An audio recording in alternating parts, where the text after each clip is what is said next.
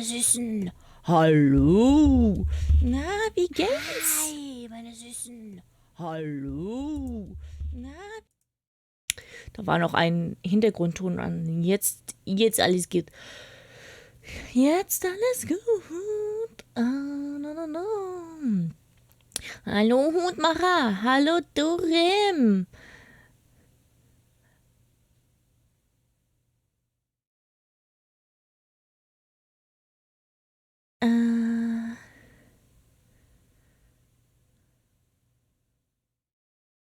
Und hallo Draco. Ihr Süßen, wisst ihr, das macht richtig hart Bock, wenn ich sehe, dass ihr da seid und schon auf mich wartet. Ne? Dann fühle ich mich so richtig toll, weil ihr hier sagt, boah, es ist so geil, wir kommen hier hin und wir warten richtig drauf. Das ist, Alter, das ist richtig schön. Das bedeutet, ich mache was richtig. Wirklich, ich spüre gerade Freudentränen. muss schnell weitermachen, bevor ich einfach jetzt so heulen hier.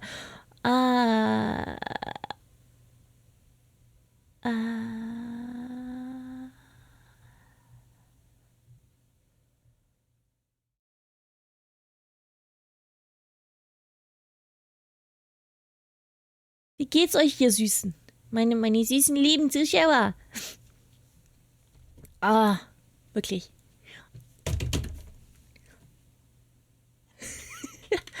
Ich kann euch mal ganz kurz entführen. So. Jetzt seht ihr Unordnung im Hintergrund. Achtung. Aber seht ihr den schwarzen Fleck da? Kalandra liegt im Karton. Und was davor ist, ist übrigens ein Vakuumierer, mit dem ich die Kissen, die ich verschicke, klein mache. Und auf der anderen Seite, der schwarze Fleck, das Mephisto.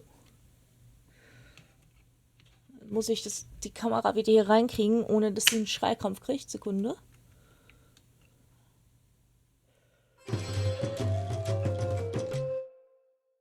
Hoch einen Monat und es ist ein Jahr-Hype. XD.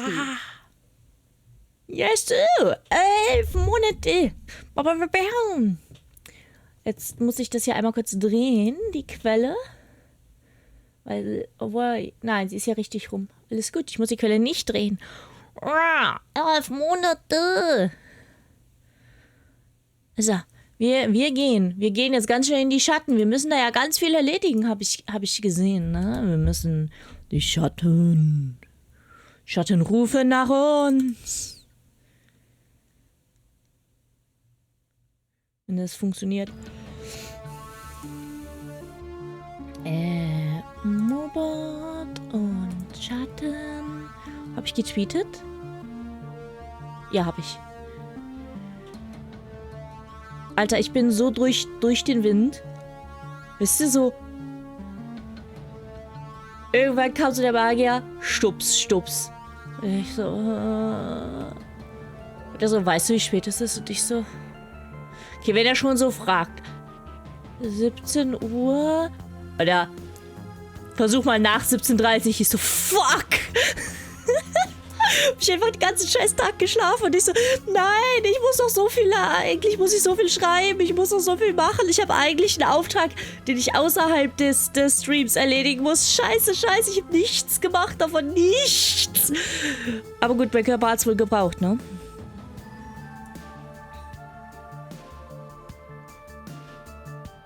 Liebes...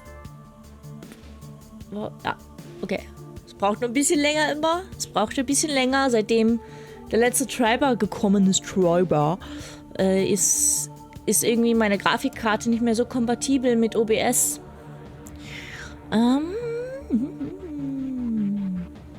Load Game. Ach cool, du kannst sogar Copy machen. Und da steht Number of Kills. Und myself.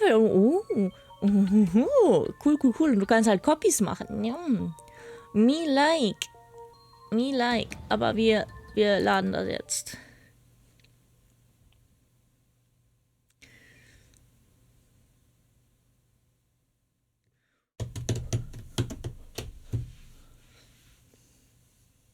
Kleine Magier so, wollen wir heute Essen bestellen?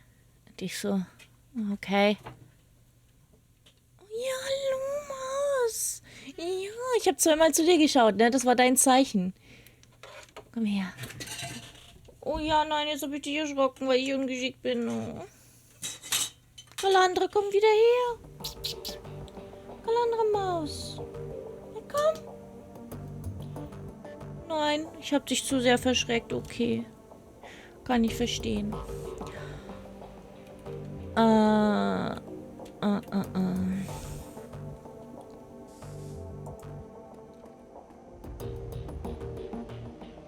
Was ist das? Ah, wir können hier machen.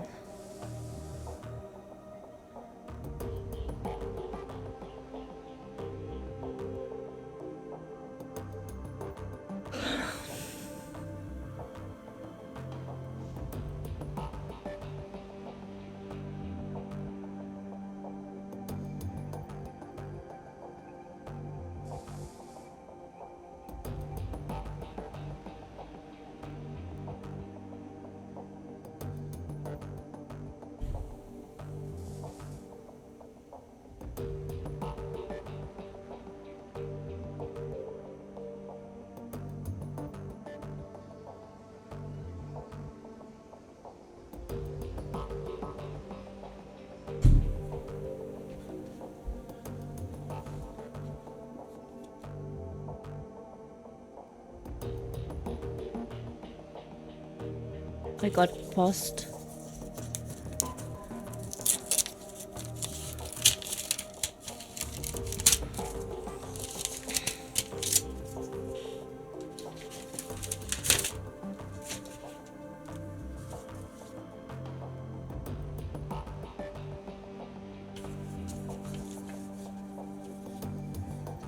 Oh.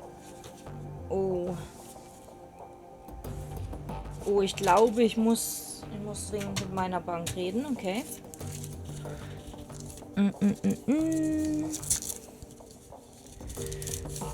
Und das hier ist ziemlich sicher Rundfunkgebühren zahlen, weil ich nicht von der Scheißamt das Schreiben bekommen habe, dass ich Hartz-IVer bin. Ja, die sind fällig. Bitte zahlen Sie die 60 Euro. Mama. Ja, nein, tue ich nicht. Könnt mich mal.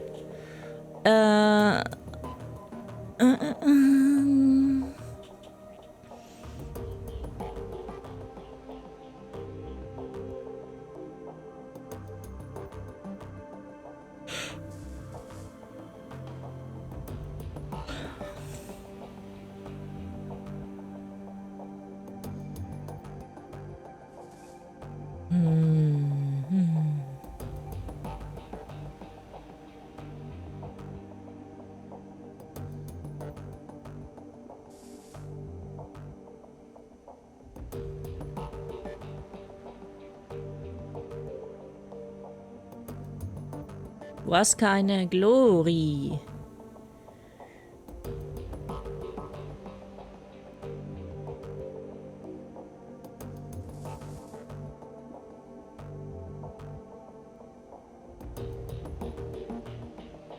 Glory ist nah. Meltdown.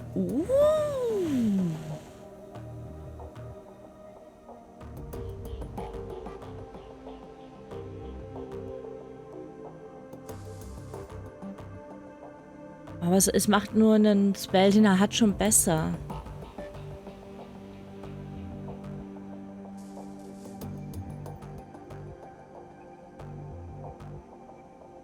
Aber trotzdem.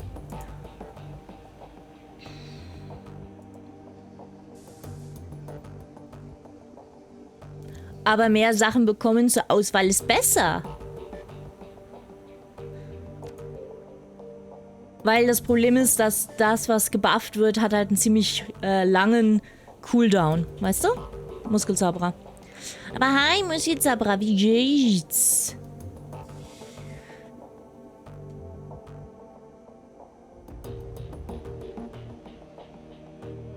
Ey, ich bin nicht immer gebratenes Käsehirn, okay?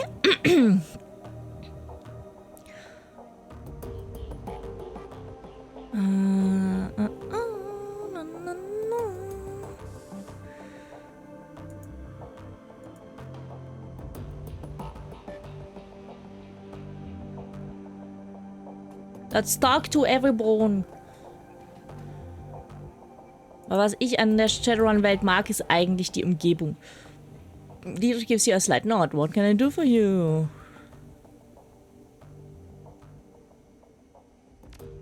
Are you holding up? Dietrich shakes his head, a wistful expression on his face. Nah, no harder, but I'm less buttoned up than the others are.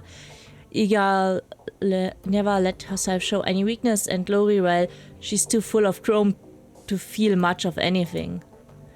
He shrugs. Ma, I don't give a damn. I've spent too much of my life putting on a show for others already. What do you mean by that? I used to front a punk band? Nice! Way back then, believe it or not, I've spent a pretty good chunk of my life on stage. Whenever we weren't playing, I was living up our fans' expectations, spouting off, getting into fights, getting drunk, getting late. Not a bad life. Oh, ja. Wait a second, you can sing. What was your band called? Maybe I heard of it. What did you go from fronting a band to running shadows? Any thoughts on what?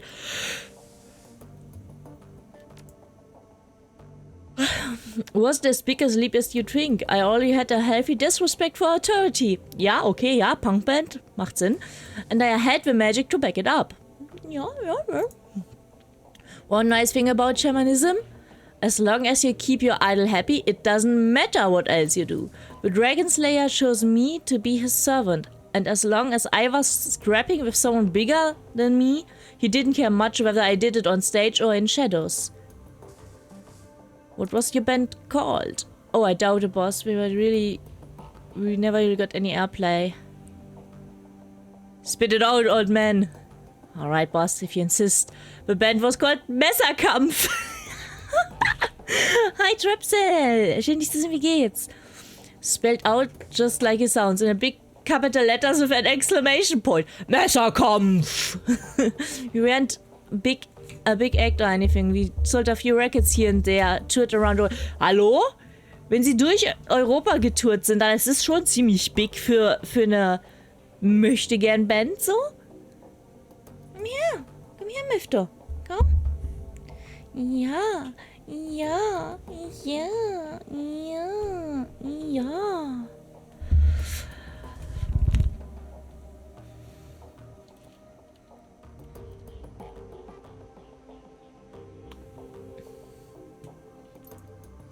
We had a decent following in England and we holed up in London. From 31 to 36, spent most of our time slumming it around the East End and picked up enough cockney to irritate the folks back home. He shakes his head. Truth be told, that whole chapter of my life is a bit of a blur. We didn't do it for the fans or the fame. And we sure as shit didn't care about money. All that mattered to us was staying young and drunk and angry. He takes a moment to examine his gnarled hands, a sad smile on his face. Du zuckst ziemlich viel, Kater. We managed a second too. Good God, where has the time gone? Well, anyway, boss, everything ends eventually and I washed my hands of all this years ago. So let's change the subject if you don't mind. Tell me about Dragon Slayer. Not much to tell. He chose me when I was just a kid. I could always feel him in my heart, goading me to laugh louder, hit harder, and get rowdier than the rest. Course, my family didn't understand, but the hell with them, I thought. I knew that I was destined for greater things. So I listened to him, and I cracked the skull of a lot of bad people. He saw this and was pleased and rewarded me with magic. Och, Kata. Ja, nicht beißi. Komm.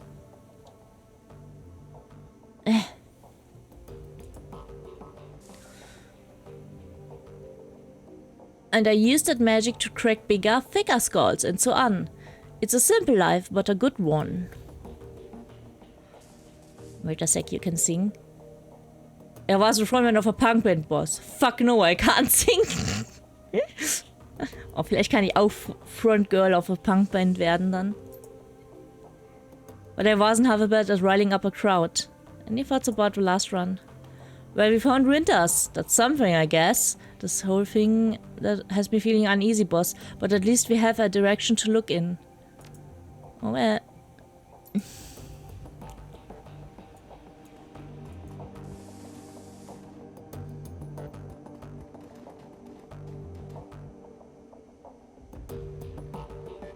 Nika turns to face you. There's a pained look on her face. Look, I owe you an apology. I'm listening. When Monica died, I was pissed. That probably doesn't come as a huge surprise, but I took that anger out on you and I shouldn't have. Oh ja, hättest du nicht.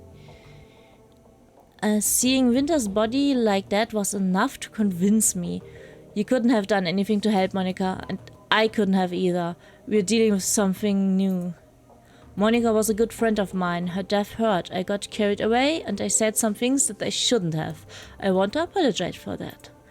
Her body relaxes. She begins to turn away. Anyway, that's all I wanted to say. There are a few things that I want to say. She stops and turns back to face you. You can see the weariness behind her eyes. Go ahead. Nobody's stopping you.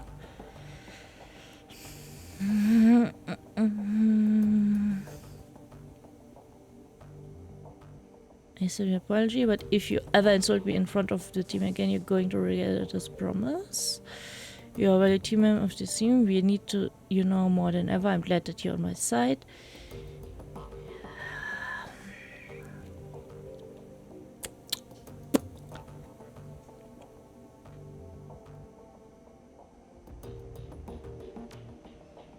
She raises her hand to stop you. The expression on her face has gone from cautious to annoyed. Cut the bullshit, fearless leader. I don't respond royal to flattery. Forget it then. Yeah, well. She shakes her head in disgust. You should go. I've got to prep work to do for our next run. You've got more important things to do than to watch me pack my gear. Fuck you. Wenn sie nicht so weit schießen könnte, ne? But her lips curl upward into a hint of a smile. Narrengold, need something. Everything's still okay with you. You never need to worry about me, Narrengold. I'm fine. Any thoughts about last run? Nothing right now. Hydrating, yes you.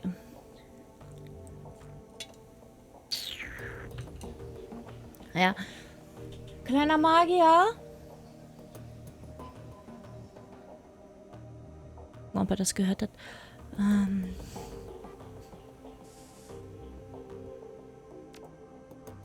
That's not a story that I'm interested in telling out of context. Ich habe bei Malor in Dings gesteckt, aber es ist mehr als doppelt so teuer als mein Usual. Hass mich nicht, okay? Ja, schau es dir an.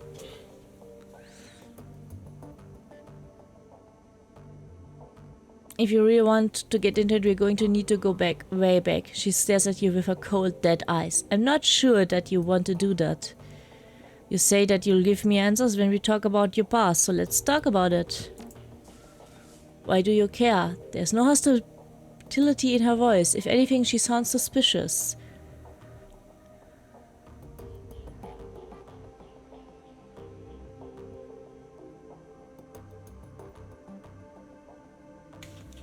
Ich weiß, dass ich Watermelon mag und die anderen wollte ich probieren. Ja, ich mag Watermelon.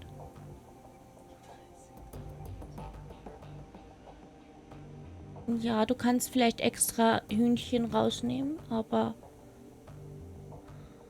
Hallo Super CP, wie geht's? Schön dich zu sehen. Das. She pauses for a moment considering, then she nods. Alright, fine, we can talk, but we're doing it on my terms. This is a long story, Nangold. Long and ugly and cruel. Are you sure that you want to hear this? Please. Alright, I'm going to start at the beginning. Not for you. for me. I guess that it might help me to say all of this out loud. She takes a deep breath, then slowly releases it. When she speaks, her voice comes out in a cool monotone. My family lived in Stuttgart. It was a nice enough place, I suppose. My parents worked as wage slaves for IFMU.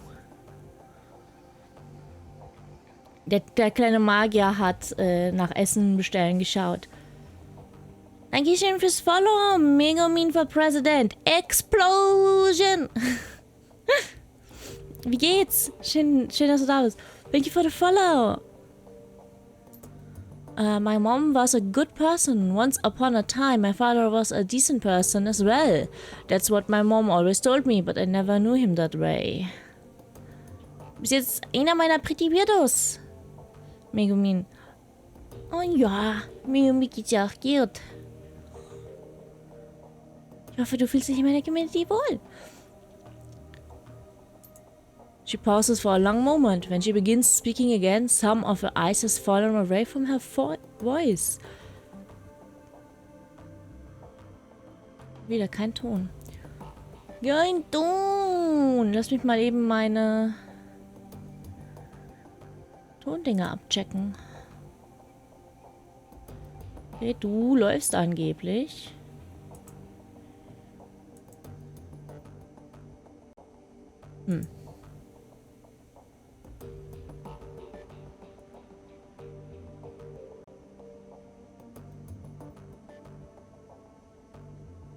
Die meisten beißen nicht. Es sei denn, du möchtest gebissen werden. Dann könnte es sein, dass die meisten sich dazu durchringen, dich zu beißen. So. She pauses for a long moment. When she begins speaking again, some of her eyes has fallen away from her voice. For the first time since you met her, Glory sounds alive. Wir haben es geschafft. Wir sind durch ihre Eiswelle geschmolzen. Talk, baby, talk. Wie vorher. The dad that I knew was an old, damaged Euro-war vet who turned to hardline religion to make sense of the world. In Stuttgart, that meant either the Ritter Christi or their fascist cousins, the Kreuzritters. My father chose the latter path. Oh. I still remember hiding in my room when my father had his Kreuzritter brothers over for prayer group. They would drink and get rowdy, then spend an hour or two riling themselves up with talk about heretics and the devil's work. Then they'd go find some poor elf or dwarf, stomp the living shit out of them, and drown him in the Neckar. Poof. Meanwhile, I'd be holed up at home with Mum, who could commemorate the event by drinking a bottle of wine and crying herself to sleep.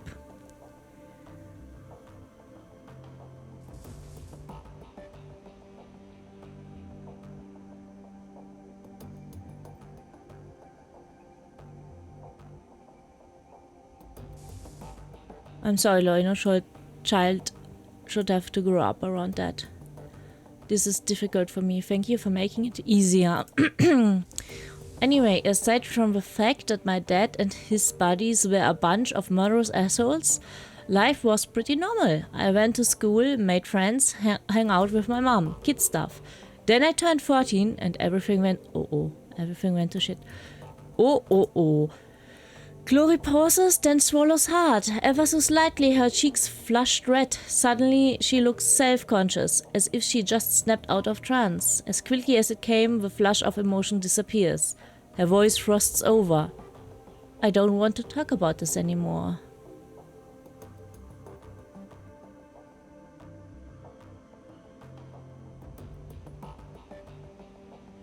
Airing this stuff out is clearly helping you to work through it. Yes, it is. Chloe stares at you through cold, dead eyes, but I'm not going to be able to get through this in one sitting. You need to understand that. She turns away from you, her movement mechanical. Now, let's get back to the job at hand, shall we? Einfach aus der Unterhaltung geschmissen. Okay, sure.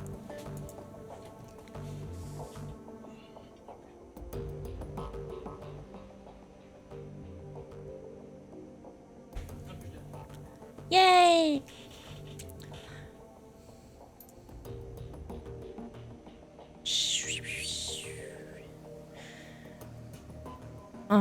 Open Jobs Directory.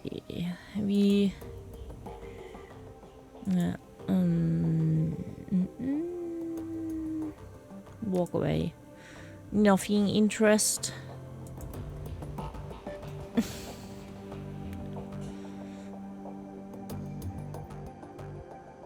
Kann ich das mitnehmen und verkaufen, ist die Frage.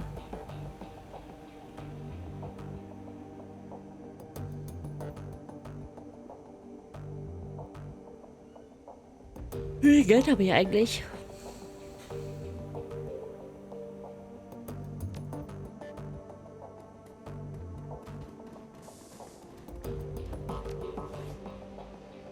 $1600. Und den Karma. Lass mal schauen, dass wir das Karma ein bisschen spenden.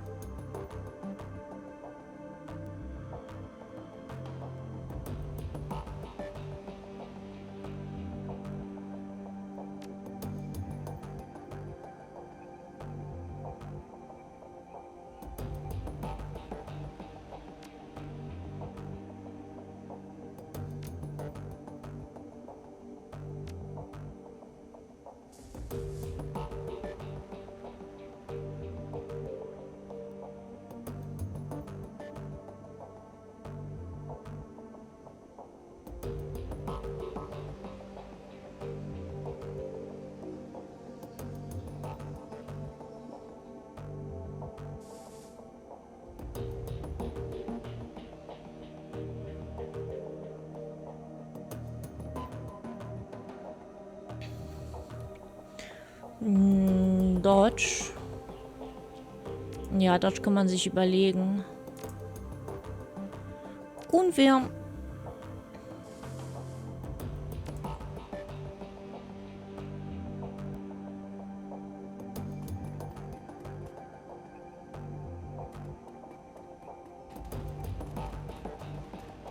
Ah, hi Blitz. Hi, ich will dich mal kennenlernen. I've got some questions for you. I suppose, but try to keep it short. Okay, Chief, I've got things to do. You were a member of a drug gang. Why should I trust you? Why wouldn't you, Chief? I mean, just look at me. He does his best to give you a winning smile. I'm not trustworthy guy. Prove it. Tell me about the gang that you run with. Well, I don't know all that much, Chief. I wasn't a member of gang leadership or anything. I'm not really sure why you care either. Consider it a test. It doesn't matter why I care, just tell me. He rolls his eyes. It's that what it will take for you to trust me, fine. Anything for you, Chef. Well, where to begin? When I first arrived at Drogenkippe, I spent some time talking in the lay of the land. The Schwarze Herzen were still pretty small gangs, strictly street level, but I could see they were going places. I did a little pro bono decking for their leader, a fat little dwarf named Dieter. Soon enough, I was part of the family.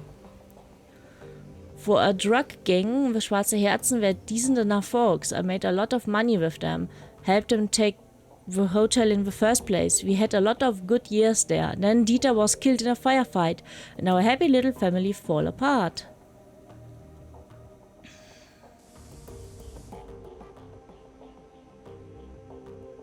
Ah, die war noch ganz jung.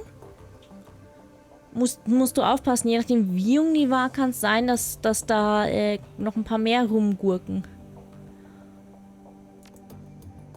Blitz takes a deep breath, shifts his weight from one foot to another. Not exactly. The Schwarze Herzen maintained their hold on Drogenkippe, but the change of leadership was bad news for me. After Dieter kicked the bucket, his second in command took over. She was a real piece of work, called herself Leonie Luster. She had a vicious streak a mile long and she was none too fond of me. I can't imagine why not. I know what's not to like. Maybe she felt threatened by my friendship with Dieter back before he ate that bullet. Or maybe she was just jealous of my rugged good looks. Who the hell knows? The point is, she went after me vigorously. Within 24 hours of Dieter's death, I had a price on my head, and then the hotel got taken over. So that's what you need to know about Schwarze Herzen. They were a great gang, a powerful gang. I helped to make them that way. Then they had a management turnover and everything went to hell. That's it, end of story. Anything else you want to talk about? That pretty big holes in the story. Come on, Chief, this is all ancient history. Wouldn't you rather talk about the future? The runs we are going on, all the money we are going to make. Blitz, tell me what happened between Luster putting a price on your head and the hotel getting attacked. Alright, Chief, fine. If that's what it makes it take to make you happy. So, I was in a bind, right? The members of Schwarze Herzen who were loyal to Luster were all out for my blood, and none of the others were gonna stick their necks out for me. The advantage of being a ganger in protection in numbers. When those numbers turn against you, you've gotta get creative if you want to stay alive.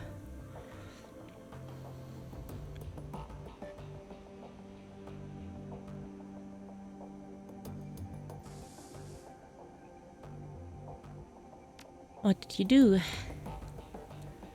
Taps the plastic of a starter jack. What I had to do. Luster had declared war on me, so I retaliated, and I won. All without ever firing a shot. That's not an answer. You won't be satisfied until you spell it out, will you? Okay, fine. I hacked into Luster's computer and sent all of her information to a rival organization. Remember Frank from the hotel? He was my liaison. They hit the Schwarze Herzen, they hit him hard. Then they took the hotel and then they took me. I admit that the plan backfired a little. Deserve the right for ratting out your own gang. You're a traitor, Blitz. Whoa, back down, Chief. Remember, they betrayed me first. I did the only thing I could do to keep me alive.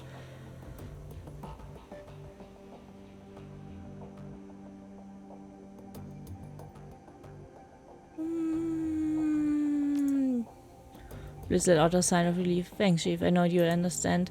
Now, if you don't mind, I'd like to get back what I was doing. We'll talk later, I'm sure. And Chef, I'm glad to be a member of the team.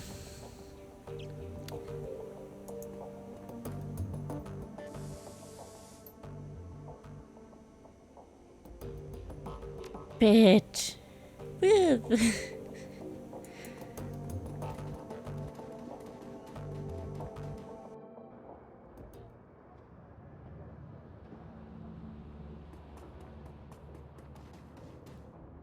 Ah, du bist das mit dem, mit der ich reden soll. Okay.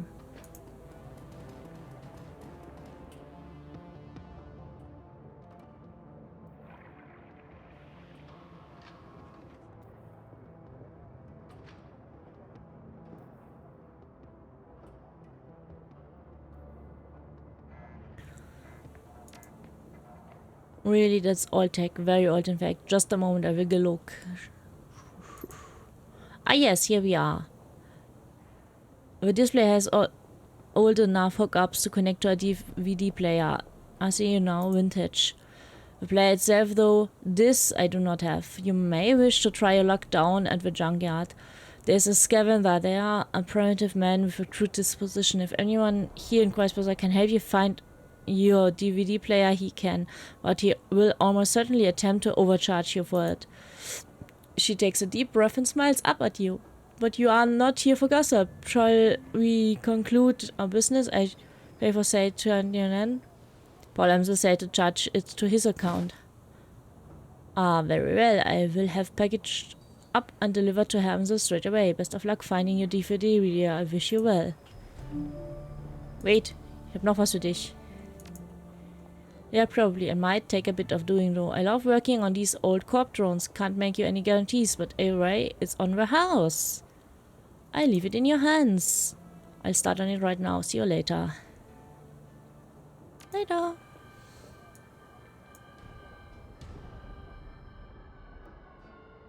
Okay, viel Spaß mit deinem Hund, Hutmacher.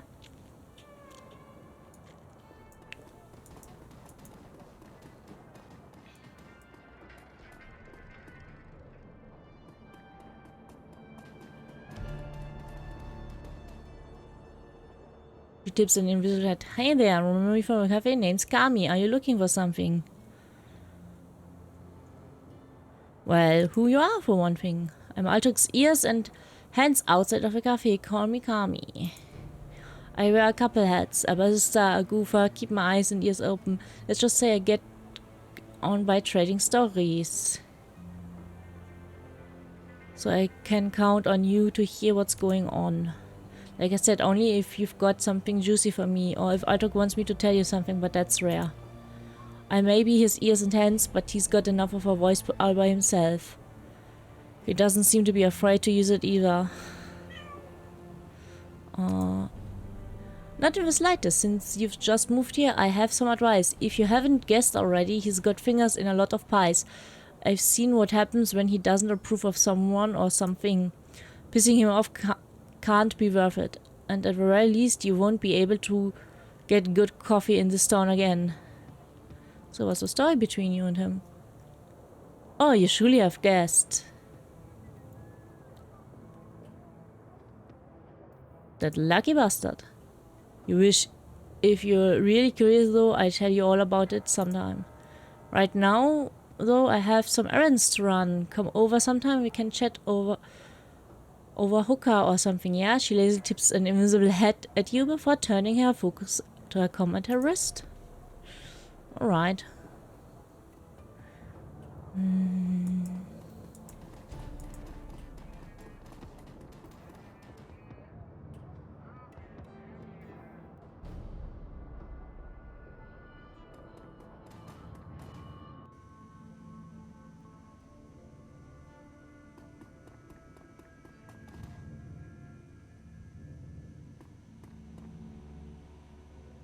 Absinthe turns to face you. She takes care to avoid looking you in the eye.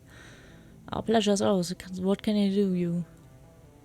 Use astral perception to read the aura. Your third eye slides open and you find yourself staring at nothing. Whereas the elf aura should be a hazy grey smear undulates instead. But it slides into your ears like a living thing. You won't catch sight of me that way, dwarf. My true self is hidden, tucked away behind a veil of time and era, but be thankful. You wouldn't like what you'd see. Your third eye slides shut again, involuntary this time. Back in the material world, you find yourself rubbing your temples against a sudden headache. It feels like eye strain, only 1,000 times worse. Don't worry, the pain will faint in time. I wouldn't recommend doing that again, though. You don't need to worry about that. I won't try to read the hour again anytime soon. Believe me, it's for the best. I'm looking to buy some magic. Okay. Fuh! Fucking hell, ich will wissen, was sie ist.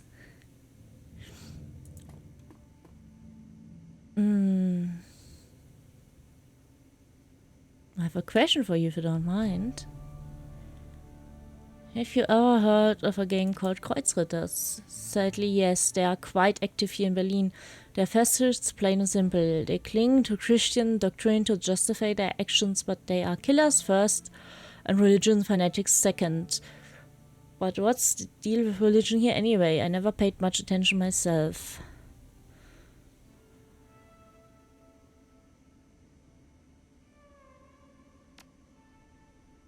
Well, it's complicated. We stand in a country that has clung to its religious heritage with considerable zeal. In much of the developed world, the awakening shifted public perception away from organized religion, but here in Germany, it had the opposite effect.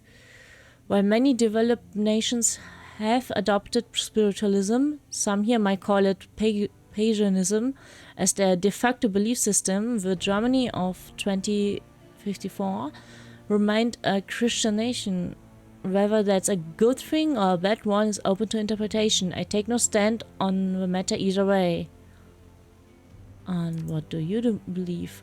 I'm a simple traveler and a seeker of truth. I believe what I directly observe, and I have observed. His voice trails off, and the corner of his mouth twitches up into a smile. Much. In my view, all belief systems are essentially different ways of interpreting the same thing. Magic is an underlying force of the universe. It is a fundamental truth. Religion is the lens that societies use to focus the enormity of that truth into something that their people can understand.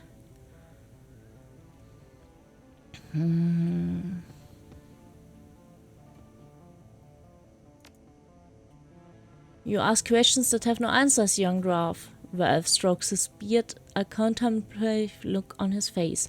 My experiences lead me to suspect that magic is its own source. You may, of course, choose to believe it differently. It matters little to me either way.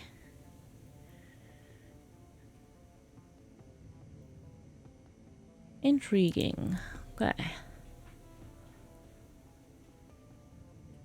Give me what are you selling? Hast du mehr Outfits? No. Hast du Weapons? Ich sehe Gold.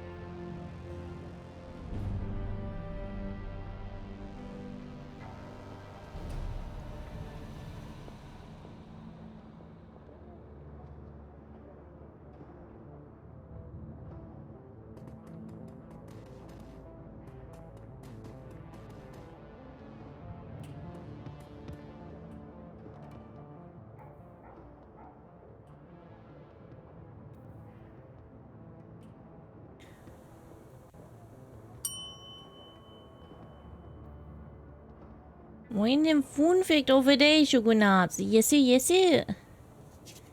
Habe ich ihm schon Hallo gesagt? Ich glaube nicht. Hallo, Shogunats, wie geht's? Wenn du Doktor der Parapsychologie werden willst, Shogunats, ne, dann gehst du einfach nach Edinburgh, weil dort an der Universität kannst du Parapsychologie studieren und über Monster und Ghule und so lernen. So. I'm Morgengold. Pleased to meet you, Miss Kim, which leads to Kimmy, which leads to Simmy. Simmy Kim is what most people call me. I think, I don't know why, but I do. Monica explained. How do you feel about Monica's death? Sad. She never got to have a family. She'll never get married, never be a mother. Seems she was a mother to a whole Kreuzbazaar. Kim nodded her head almost dumbly, her eyes unfocused on the ground. Monica said a mother is always a mother, always. So what have you been up to? I wanted to escape with the children and the captain. We had to get away from the soldiers, out of Austria. But it was wrong, all wrong. I was taking giving them over to the mountains, but it was the wrong way. I know it was. It would have taken us straight into Germany, not Switzerland. Why should taken a train gone to Italy? There we would have been safe. I didn't want it to end badly, so I turned it off. The sex sold me into something new. In it, I feel strong. I have a son, and he is destined to save the world. I have to protect him, because the machines have come back to kill him before he can become a man. I won't let that happen, because in there I am strong. Through Kim's words are bold. Here, her turning voice and body betrays someone aching for a fix. Ja. Der Weinkeller.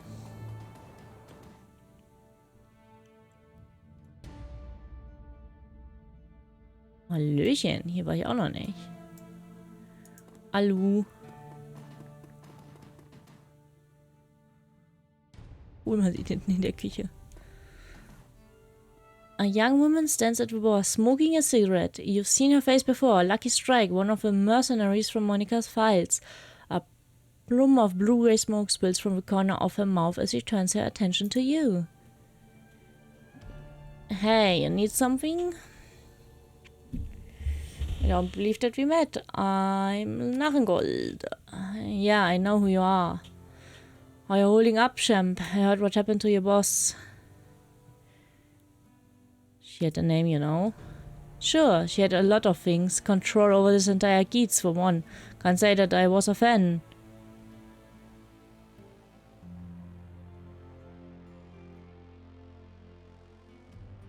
Oh yeah, Monica didn't control the Kreuzbazaar, didn't she?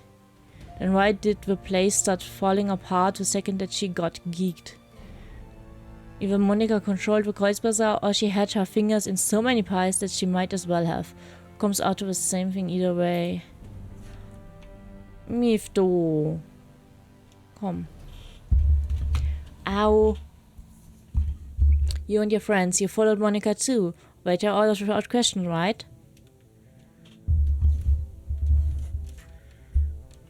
There were debates. And at the end of those debates, Monica would put her foot down and you'd wind up doing whatever she said, right? Don't bother answering. It was a rhetorical question. For such a rabid anarchist, your friend seemed awfully comfortable being in power. Kind of a contradiction in terms, don't you think?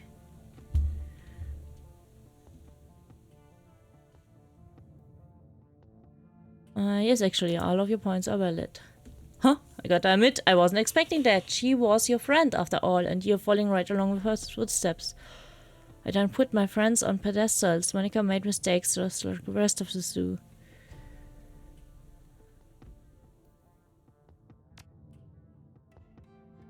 Fair enough, I suppose, but a word of advice, don't take too much on yourself. Spread the responsibility around. I don't, but in a place like this, taking too much power on one person is dangerous, not just for that person, but for everybody. The last thing that we need is for you to eat a bullet and for this whole place to fall apart again. Okay, sure.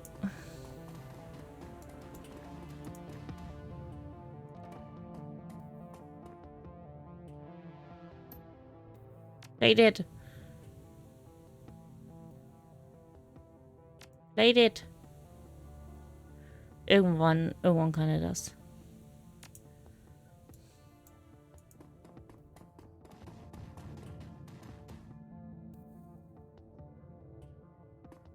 Bin sicher, muss es nur häufig genug machen.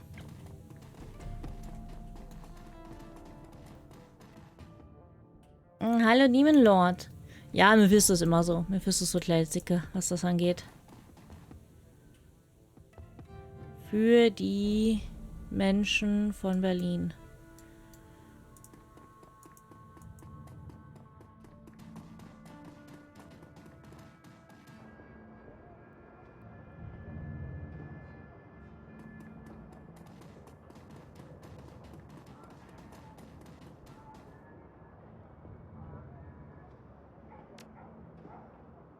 Okay, ich habe gedacht, da kriegen wir Infos.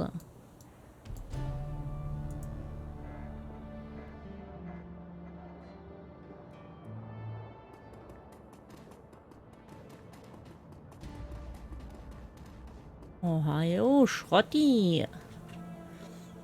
Alu. A stout old man looks up from whatever old tech he's tinkering with to squint at you through thick, old-fashioned glasses. He pushes them up with an oil-stained finger as he straightens up to nod at you. He speaks with a gruff but well-meaning tone, heavily accented with German tonality. Hi, Thomas! Ah, freut mich, dass die Karten angekommen sind. Wie geht's? Guten Tag. What can I do for you? The little shrew sent you my way, huh? Shreddy smiles, broadens. Will wonders never cease. Well, introductions are in order, I suppose. Shreddy Buchmann, at your service. The old man raises a grimy hand in salute. Need something salvaged? Some old components vielleicht? I'm indeed your man. Wonderful. How about that DVD player? Well, let's see. I think that I've got something that will work for you. Shreddy rummages through the junk heaped at the table behind him. A few seconds later, he snatches a battered plastic lozenge shape from the pile. Ah, here we go. An old Korean player that I dug up last week. 2010 model. A real beauty. Shreddy smiles bronze and gives you a conspiratorial wink. Fixed her up and got her running, but without any discs to reach, I've mostly been using her as a paperweight. Sounds like, but how much do you want? Shreddy glances back. Dankeschön, Arara Draco.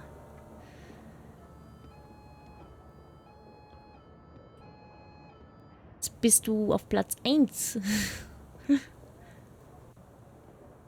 Oder? Nee, aber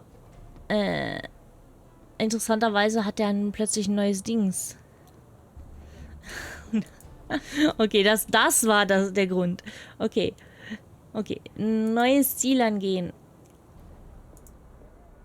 Da. Ein neues Ziel. Aber Dankeschön, Draco. Also. Mifto. Komm her. Noch können wir schmusen. Mifto. Mephisto.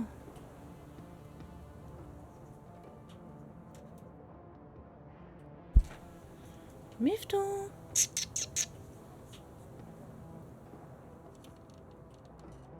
Bitte hier hin. Ja, danke. Danke, das habe ich befürchtet, dass du sowas tust. In welche Szene auch immer du gerade geflohen bist. Ja, guck mal, so ist doch besser, hm?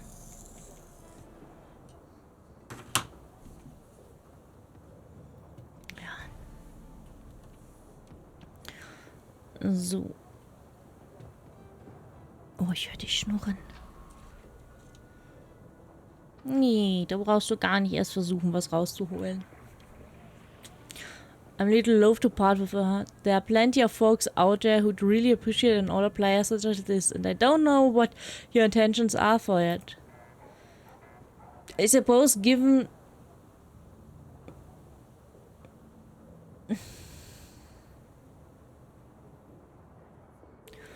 Given the time and trouble I took putting her back together, did I be willing to part for her or say about for the new year?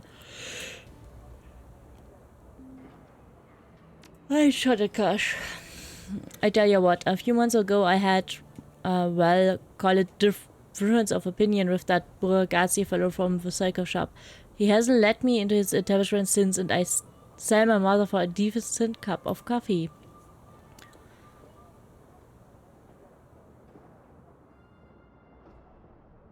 As it happens, I have a mug right here. Thank you. Shorty gracefully accepts the coffee and then snaps the lid back and inhales deeply, wiggling his mustache as he processes his hand. Yep, that's real stuff, alright. Shorty gingerly picks up the ancient device from the table and presses it into your hands. The plastic is scuffed and worn and it rattles a bit when you move it. Give her some good use, okay? Ja, werde ich. Hat ein bisschen gedauert, bis einer kam ohne Abo. Ja, ich meine, wenn, ne, es ist ja halt der Monat, wo halt einfach alle Abo gekriegt haben, ne? Also wenn der 15. kommt, der 15.7., dann sind wahrscheinlich wieder ganz, ganz wenige nur abonniert.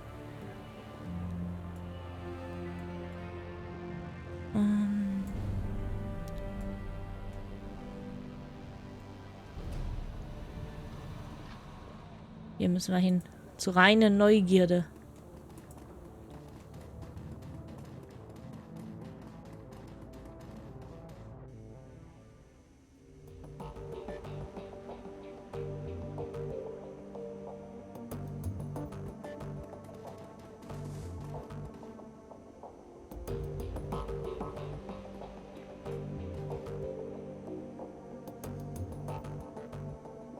It seems that Amsel has assembled the team in your absence. They stand in a group around an old display that you had Majid deliver. On their faces you can see... Ah, Essen! Excitement and apprehension, curiosity and dread. Narrengold, have you proceed a DVD reader? It's right here. Good. This should only take a mere moment. Amsel disappears behind the ancient display. After a few minutes of fiddling with its buttered inputs, he reappears, a satisfied look on his face. Everything appears to be functional. The disc should be ready to play. Well, don't keep us in suspense. Start the damn thing already. Dragonfell went to the trouble of fetching everything. Let her do the honors. Amsel steps back, clearing the path for you to access the antique machine.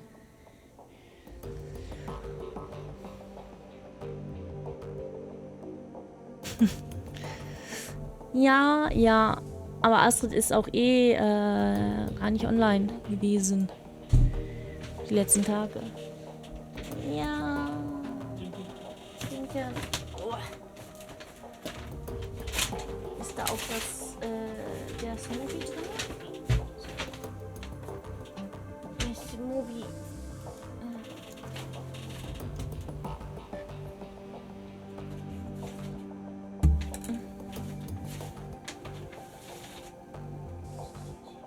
Mein Smoothie ist am Lecken. Brauche also.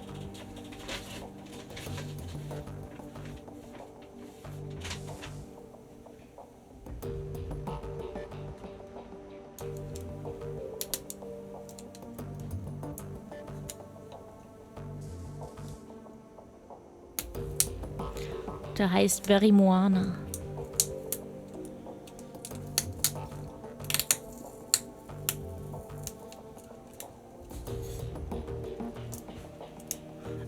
Nee, nicht morgen, übermorgen.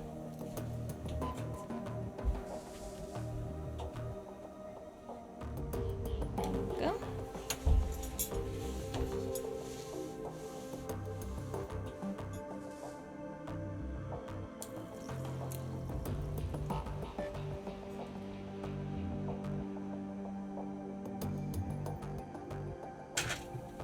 Oh, Mifta.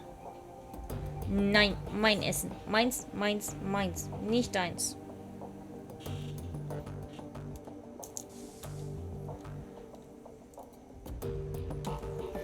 Es wird immer zum ersten zurückgesetzt. Der 29. ist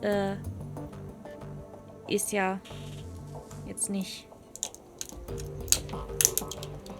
Oh, Kater! Nein! Ich fass es nicht! Du Arschtier! Geh weg!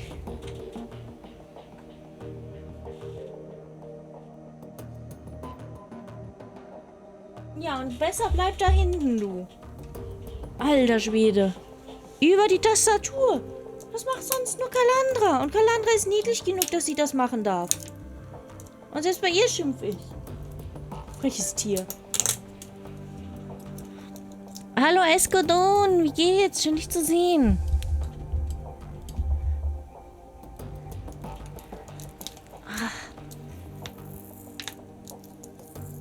Ich struggle.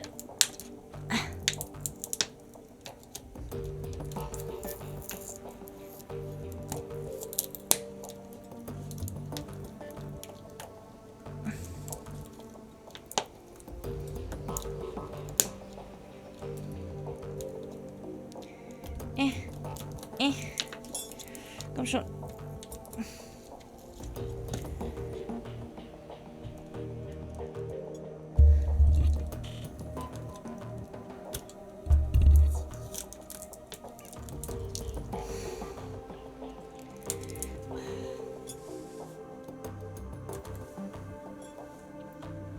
Wenn ich eine Schere hier hätte, würde ich es vielleicht auch aufkriegen. Aber ohne Schere ist das halt echt nicht leicht.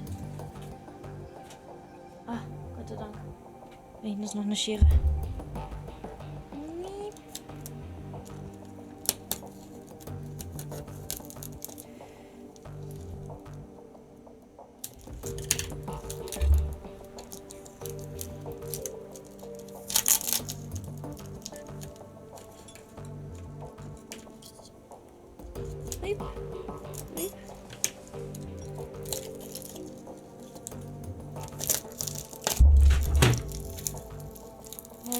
Du. Verpiss dich.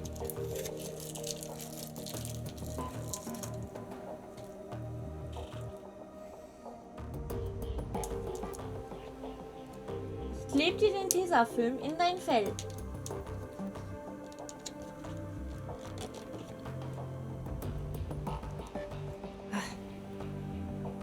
Trinken endlich offen. Ist halt der Lieferservice hat halt das gesichert. Nein, geh weg! Oh.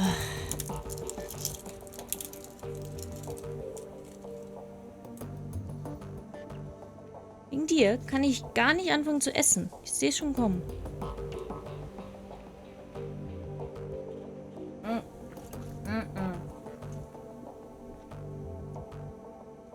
Geh weg. Geh weg. Ja, das ist Frucht. Das riecht scheiße. Geh weg. Nein.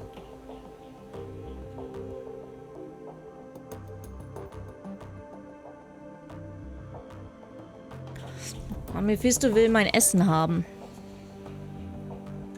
Ja. Geh mal nach da hinten.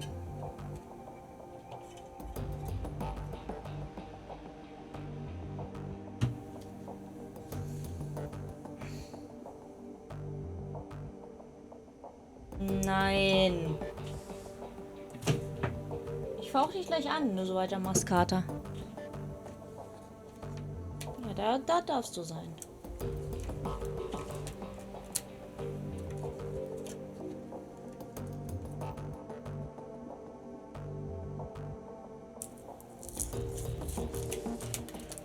Oh, das sieht doch gar nicht so gefüllt aus, wie es sollte.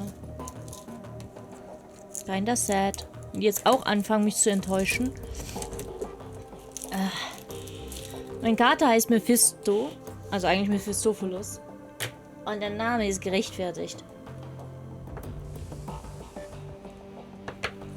Ne? Ja.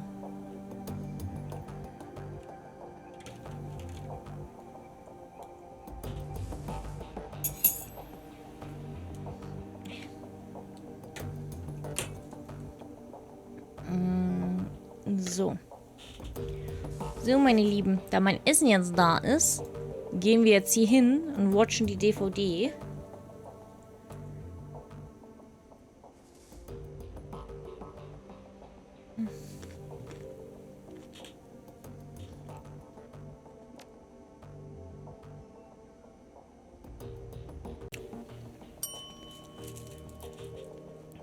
Nein, nicht aus Diablo. Diablo hat das nämlich von Faust. Also Mephisto ist sehr viel älter als Diablo, glaub mir. Eat and hydrate. Sekunde.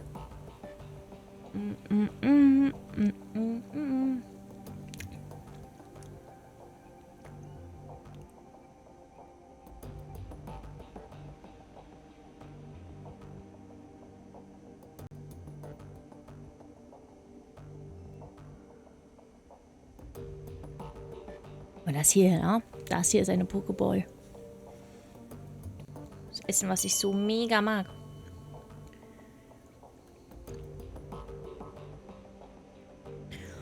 Azawu. Azawu ist laut. Ich warne also vor. Laut und schrill.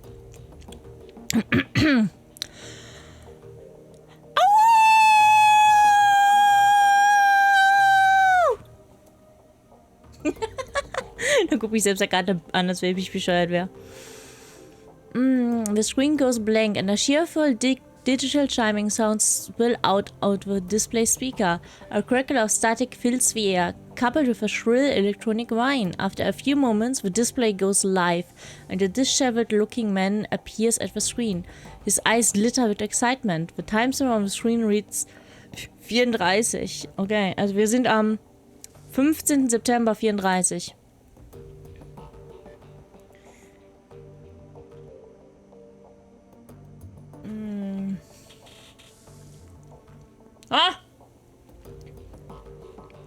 Adrian Workler. Hermie, I think we found her. After all this time, Feuerschwinge. I knew that she wasn't dead. Hab ich nicht gesagt? Hab ich nicht gesagt, dass man nachschauen sollte, ob sie tot ist oder nicht? His speech is jittery. You can hear the urgency in his voice. She survived the Dragonfell, just as I've always said. I knew it and I was right. The screen explodes into static, and the electronic whine in the background sharpens into a needle-like pulse of high-pitched sound. Somewhere in the background, Dante lets out a low whimper. Hallo, Herr Viljev. Schön, dich zu sehen. Wie geht's? The screen clears, and the excitement face is closer to the screen than it was before. The words spill out of him in a breathless tide. Talking a team into the socks to retrieve her, the radiation be damned. We will take appropriate precautions, of course, but we must go. Hermie, I think that the body may be nearby as well. Somehow she has survived for all this time. May not be back for some time. Look after Mom, okay? I worry about her. And Hermie, stay safe out there. I know that things are heating up in Berlin, and I know you. Student protest, civil uprising, you'll be in the middle of it, I'm sure. Just stay safe, alright? And I'll do my best to do the same. I don't know what's going to be happen when I step into the socks, but I do know one thing. If the Fire Wing is still in danger, I will put an end to her. Once and for all. Is still a danger, nicht in danger.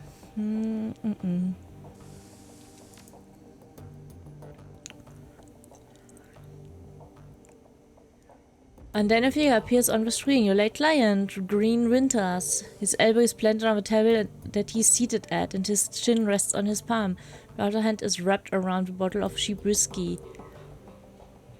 Was ist dann der 25? Oh, Weihnachten. 53. Found the message Adrian left me all those years ago. Got it cleaned up as best as I could. Strange hearing his voice again. He pauses to take a long pull on the bottle. It's good to hear him, even if he did insist on calling me Hermie. Ah, plot thickens! Dr. Adrian Workler, the hero of people, the Dragon Slayer, my brother. He grimaces and rubs his eyes. Hard to believe it's been almost 20 years.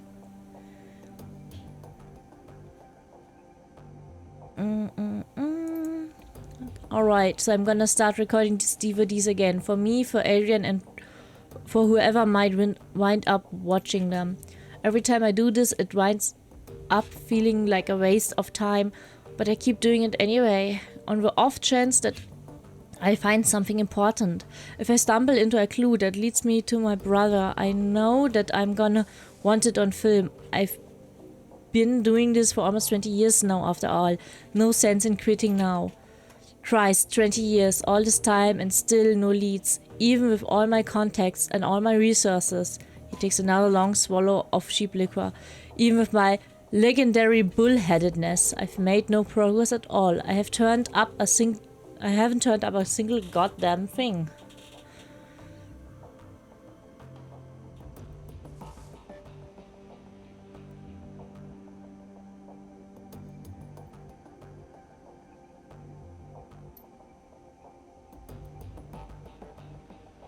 Wanna hear something funny? The closest I've gotten to a clue was a rumor. Apparently a team emerged from socks a while back. Nobody's clear on the date, but... And get this, he leans into the camera and gives a conspiratorial wink. Supposedly they vanished without a trace. He opens the bottle, drains it, slams it back down to the table. His eyes are rimmed with red. Not much of a rumor, considering I already know that you're gone, big brother. I live with that every day. Abruptly, Winters leans forwards and reaches for something off-screen. The display goes blank. A few seconds, the main menu returns.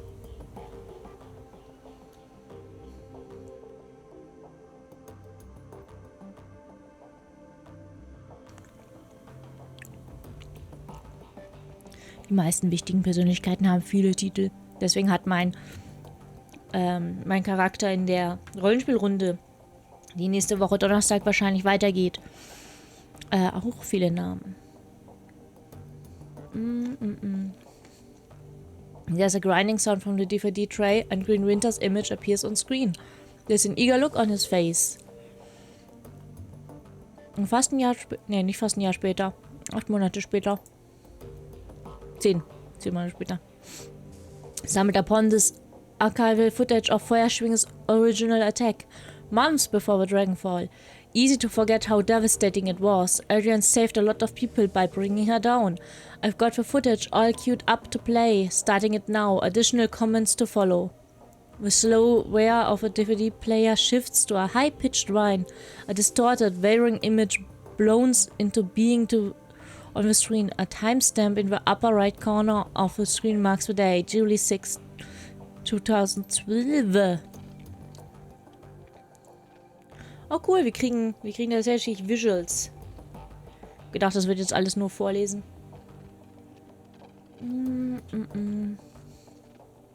It's difficult to make out what you're seeing first. The scene is dark and smoky, and the telltale flashes of emergency vehicle lights flicker on the periphery of the screen. The camera pushes in, and you can make out two figures standing in a ruined landscape. All at once, the sound cuts in. Again, for those of you who just joining us, we are coming to you live from Stolberg. A few hours ago, the Dragon Feuerschwinge launched an unprovoked attack on the sleepy Harz mountain town, and you can see the results behind me. Fire, ashes and blood. So überhaupt noch Blut übrig ist. We are joined tonight by a survivor of the latest and most horrifying attack. The reporter turns to face a pale man standing behind him. Also überhaupt jemand überlebt hat. Fucking Drachenfeuer, ey. Sir, I understand that you've been through a terrible ordeal. Thanks for taking the time to speak with us tonight. So, however, the camera switches to focus a middle-aged man with a haunted look in his eyes. He stammers out a reply. Yes, of course. If you could, sir, would you please tell the people at home about your experience of the attack? It was horrible, just pure chaos. So many people are dead. People I know, roasted alive or trampled to death trying to escape. My own house was burned to the ground during the attack. My family, we have nothing now. Ey, immerhin haben sie ihr Leben. You all made it through the attack though, your wife, your kids. Yeah, we all made it, thank God. We rode out the attack in a small shelter, me, my wife, and our 2 daughters. The shelter had protected us, but the heat was just unbearable. We couldn't have stayed in there much longer than we did. How long were you holed up in there? 3, maybe 4 hours? I don't know. We just stayed inside until the heat died down and the screaming stopped.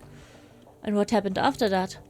When it was over, you know, when the air cooled down, reporter nods, and the man continues, we stepped outside. There was nothing left, just smoldering wreckage and this dense cloud of black, oily smoke. And the stench in the air. God, that smell. It smelled like roasting meat. Du würdest nicht das Fleisch riechen. Verbranntes Haar riecht sehr viel stärker. There's a long pause. From the torture look on his face, you can tell that the man is struggling to decide whether or not to continue speaking. Eventually he does. My girls, they found what was left of their nanny outside. Her body, what was left of it, was slumped against the shelter door.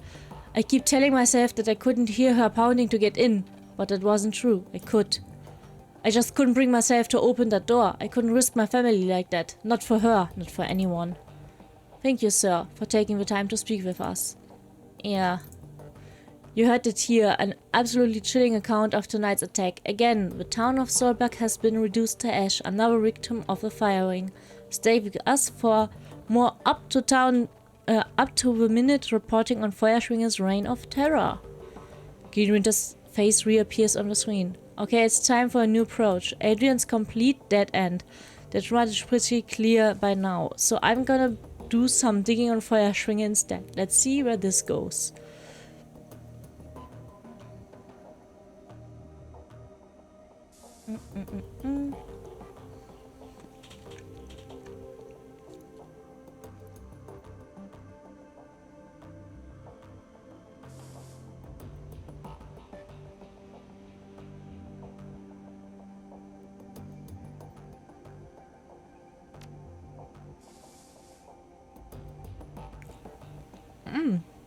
Gerade mal 3 Wochen später, okay. Well, this was a bust. Little progress on Feuerschwinger either. He shakes his head. I don't know, it's weird. The information is there, it's just wrong somehow. It's too well laid out, too simple. Real life is messy and this feels just a little too neat. That's not the only thing that's nagging at me. I'm getting that tingly feeling all up and down my back, the back of my neck again. It feels like I'm being tracked. I'm no Matrix hotshot like Clockwork or Schäfer, but I'm good enough to know when someone is on my scent. Gotta install some new security measures, can't be too careful. When this image disappears, the display goes black. A few seconds later, the main menu returns.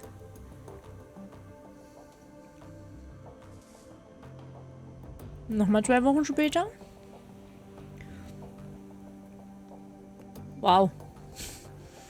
Wie anders der da schon aussieht. Christ, I'm getting too close to something. There's trails of bodies and there have been disappearances. Gearbox, Marcia and Peregrine. They've all disappeared within the past few years. Gearbox just went AWOL yesterday. And they were all making the same sorts of inquiries about firing that I've been. There are ghost stories spreading around the Decker community. Stories about Deckers disappearing and then showing up again later, but wrong somehow. Scary stuff, and I'm starting to think that's true. Blit leans in to whisper to you. I know the stories he's talking about, Chief. Never really put much stock in them, not until now.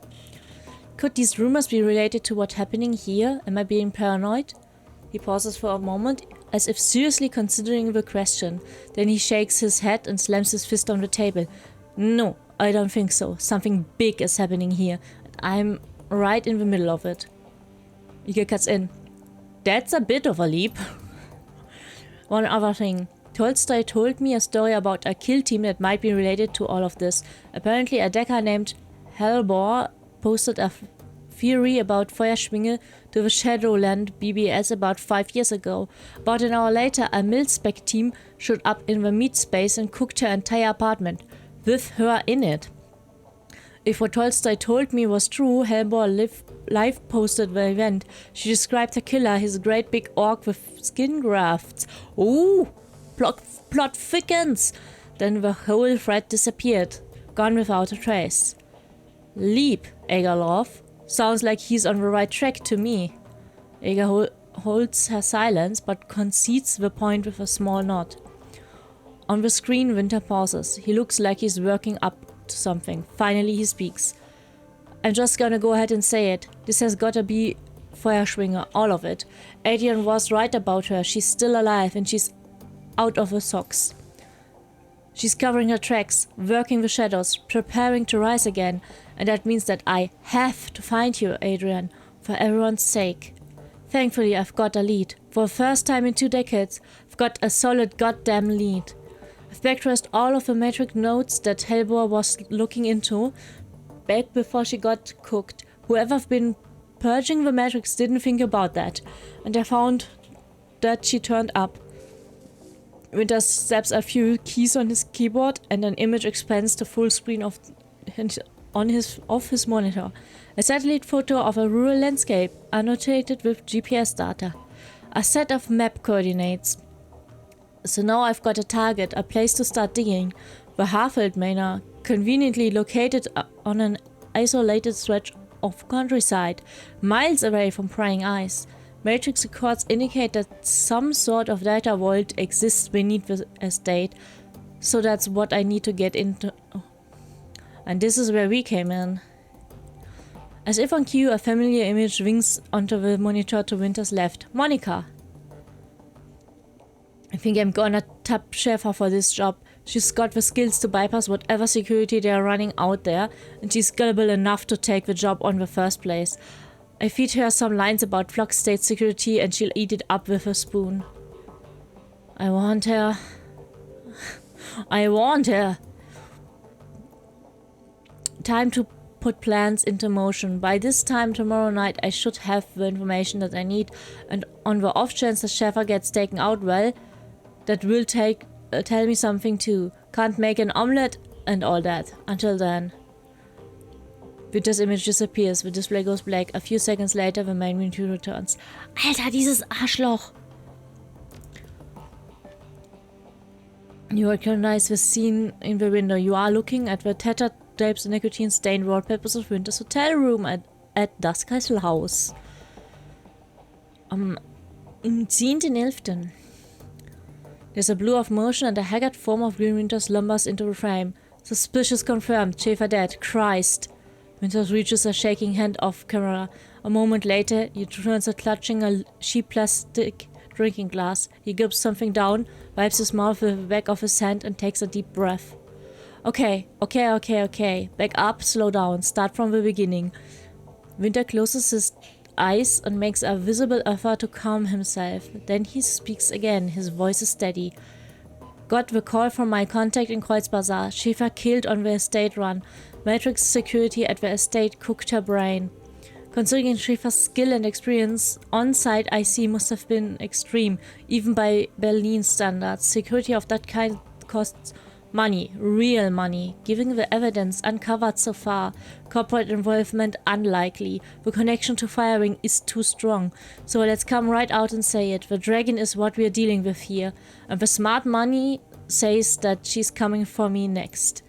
Well, I won't go down without a fight. I've still got my contacts, still got my connections. And the Flux State can be a hell of a weapon for a man who knows how to manipulate it.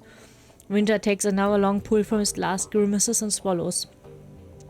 Time for me to make my plan. Ghost stories or no, missing deckers or no, I've got to jack into the Matrix and start pulling strings.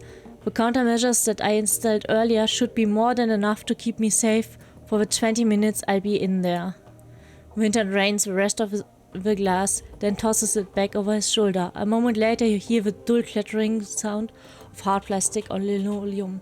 Schäfer's death was tragic. She was a staunch supporter of the F-State, but still, all things considered? Winters fishes for something off-screen. A moment later, his hand reappears clutching a data jack cable. Better her than me. He plugs the cable into his head and the screen cuts into static. As your finger nears the eject button, a black screen cuts over the static. A moment later, Green Winter's haggard face appears. If you're watching this, then I guess that you caught up to me. They will be after you too now. This whispers into your ear again, more harshly this time. What the hell is this? Why didn't you warn me about this before I came here? Announce loudly, hey, everybody is scared. We are all scared, you idiot. Whoever you are, whatever you think you're after, you need to find Dr. Aiden Volclair. Not because he's my brother, because if Feuerschwinge rises again, he's the only one who can stop her. You've seen what happens to people who get too close to this. I'm dead and dozens of others have died. You'll be next unless you can find Adrian.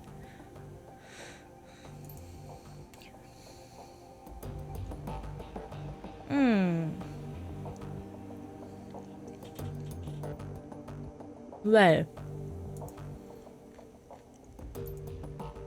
Play dead.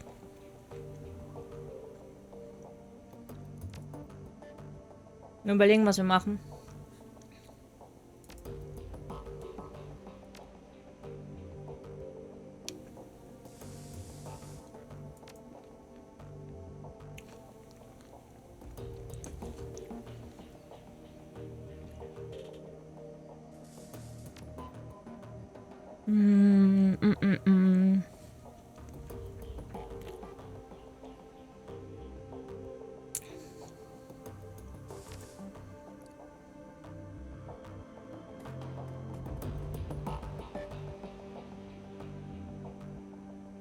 Dietrich breaks the silence.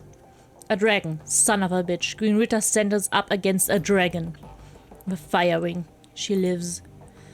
I'm really starting to regret the fact that I didn't just stay at the hotel. Ja, Blitz. Arschkarte. Wait a second, we didn't know for certain? The evidence seemed pretty convincing to me, love. I'll even take a step further. I think the secret facility that we stumbled into was her lair.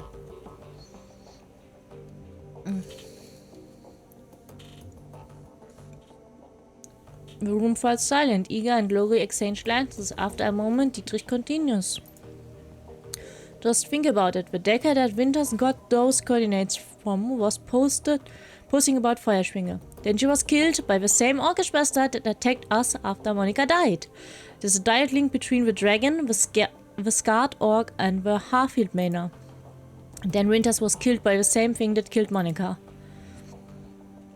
Exactly. My gut tells me that the dragon is down there, Narrengold. Someplace far beneath the surface. I think that we knocked on the door to her lair without ever even knowing it. And I think that, given what we've seen, the dragon will do whatever it takes to keep us quiet about it. Okay, going on the assumption that there is a dragon and that she will come after us, what do you propose we do about it?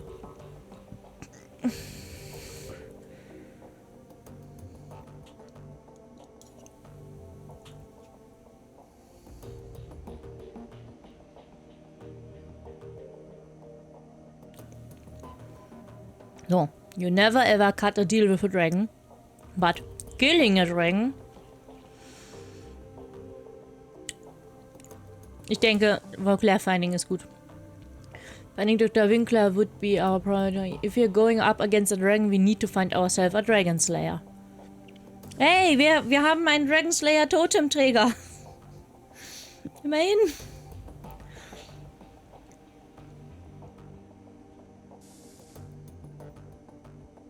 Winter spent 20 years searching for Volclair and it got him nowhere. How do you propose that we find him? With the help of an information broker. Let me get back to the coffee shop. For this, no. But Herr Burgasi is very capable. A task of this magnitude is behind him. We need to make contact with the premier information broker in Berlin. We need to talk to Alice. Alice, best of luck. I hope that you're rich. For this, rich enough, even if only just. Who is this Alice? A most prominent figure in Berlin shadow community. Ex-Schockwellenreiter. She provides information retrieval services for the F-State. Amsel turns to the computer console behind him and runs a finger over a virtual keyboard. The machine begins to hum. If Winter was right, if Volclair is still alive, she can help us find him. The console spits out a stick of black plastic. Amsel plugs it from the computer and hands it to you. Here, your key to speak with Alice. A cred stick. Mit 10.000 drauf. Okay. This will not show her face for less. This represents the last of my personal savings, Morgengold. Make this meeting count.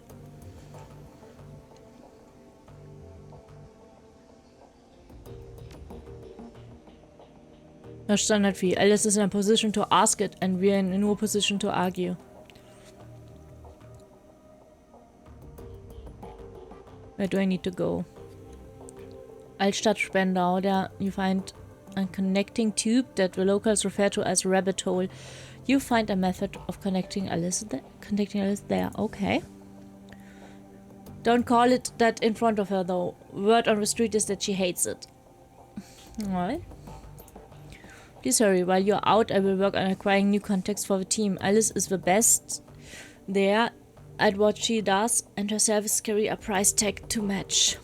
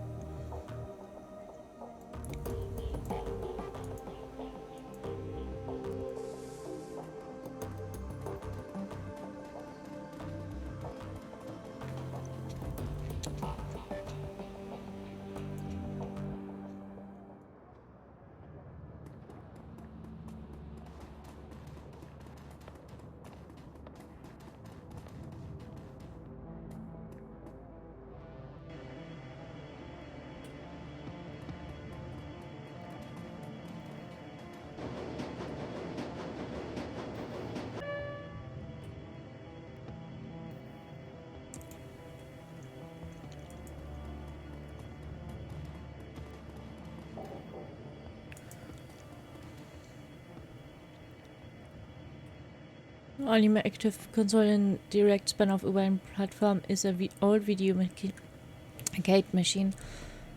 Set up to machine's cabinet glow invitingly. Cheerful pixelated rifle swirls and dance on the screen. Investigate. At the base of a control panel you find a cleverly hidden input port. The port is shrouded in black plastic and it appears to be an approximate shape of a typical guard stick. Internal motors grip the critics and pull it onto the machine. It disappears into the port and the screen goes black. Moments later a video image fills the screen. The picture is dark and rainy, a far cry from the bright, colorful sprite that previously inhabited the displays. On the screen is a dimly lit office. The place looks like it was pulled straight from an old detective movie, from the Venetian blinds of the windows to the great swaths of shadow that paint the walls black. Center stage, sitting behind a large mahogany desk. It's the silhouette of an impressive-looking woman in a charcoal grey suit. The tip of a cigarette glows cherry red in the shadows. She leans forwards into the light, and you catch your first glimpse of Alice. Her face is all hard lines and sculpted angles, with high cheekbones and almond eyes. Her lips are painted a frigid blue, but the looks in her eyes is even colder. A head of lustrous black hair is interspersed with flowing streams of cyan light. Alice exhales a plume of smoke, then tips her cigarette into a nearby ashtray.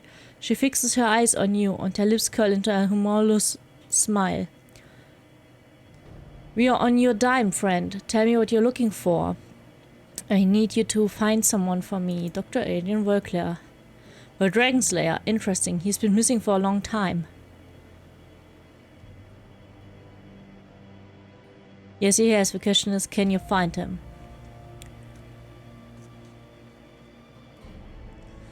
Ah, schade.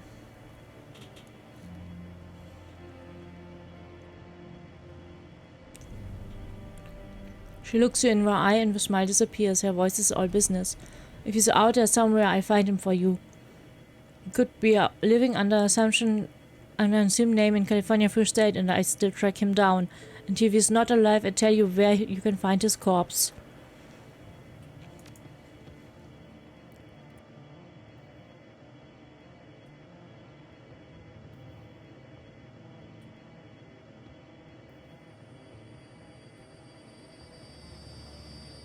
Die Sache ist die, Draco, Drachen haben Jahrtausende lang ohne Essen und so weiter überlebt.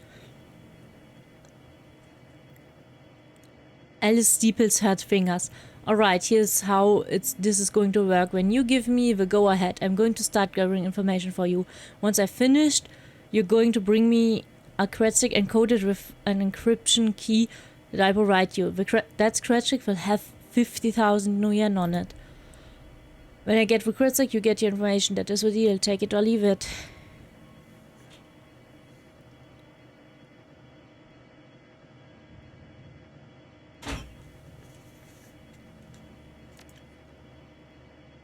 I wasn't aware that there was a difference between the two.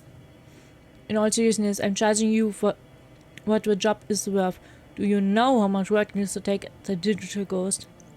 It's going to be bad work, breaking into government archives. Hell, might even have to commission an expedition into SOX.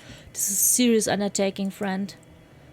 Now, do we have a deal or don't we? Alright, Alice, it's a deal. Okay, but remember, you say go and I go. From that point on, you're on the hook to pay me my fee. No turning back, no refunds. Are we square on this?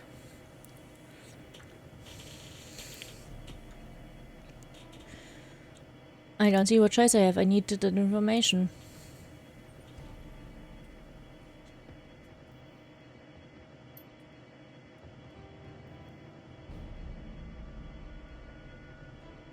Schade. Schade. Mit genügend Decking hätte ich sagen können, haha, ich weiß, wer du bist.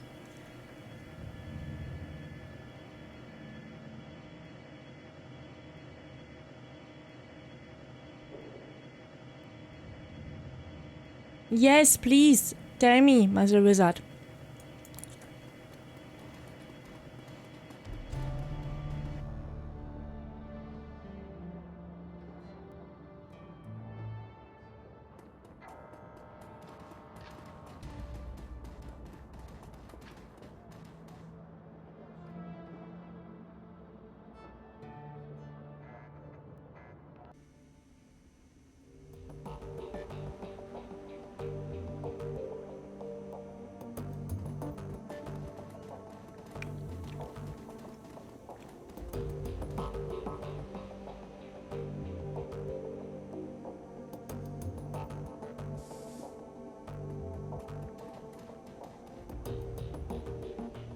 Morgengold, did you make contact with Alice? Yes, I did. She accepted your payment and I ordered the search for the information we need. You're right on that. 50,000 yuan. It's about what Azalea is collecting. Frankly, we are prepared for this. I have established contacts with a number of new clients. You can find information on the jobs logged into your mission computer. One job's files on there already. While you're working to earn Alice fees, I will continue to dig for clues about Feuerschwinge. If she is in fact roosting under half a miner, then there must be some evidence to the search fact. A dragon is a large thing to hide after all. Careful, remember what happened to Monica. I will never forget, don't worry, Morgengold. I'm going to conduct my investigation the old-fashioned way, through contacts and deducation and careful observation. I will not check into the matrix until this entire story episode is finished. Speaking of doing things old-fashioned way, Majid is working to recover information off of those other DVDs. It's a painstaking process and it will not be quick, but she's optimistic that she will be successful in time. Finally, I've been checking up on our friend, the orc with the skin grafts. I haven't heard anything back yet, but I'll keep you appraised as the situation develops. One last thing before you go, Morgengold. Samuel Beckenbauer wanted me to pass a message to you. Do you know him? The orc who runs the shelter across the way. Yeah, we've met. Ah, well, he has a job for you. He wouldn't discuss it with me, but he promised that it would prove worth your time. I'll keep it in mind. Okay, Eskedon, danke, dass du dabei warst. Bis zum nächsten Mal.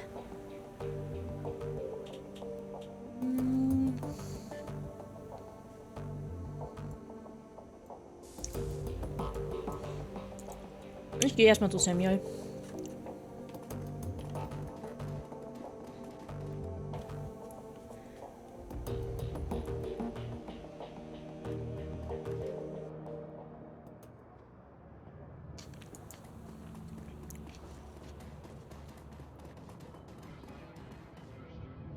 You. Hello again, meine Freundin. What can I do for you? I heard that you wanted to talk about a job. Thank you for coming so promptly. Tell me, what do you know about the Humanis Polyclub? They're an anti-meta-human hate group. The largest and most well-founded of its kind. The investigators of a Night of Rage and the enemy of everything that I stand for. Night of Rage. A worldwide race riot that took place in February 2093. Thousands of innocent metahumans were attacked, beaten, and killed. Women and children were corralled into warehouses for protection and then burned alive if the structures were put on the torch. Ja, okay. Du hast meinen Hass auf deiner Seite. And this is what humanist stands for. This is the agenda that its leaders strive to advance. They will not be satisfied until all metahumans everywhere are driven from the face of Earth.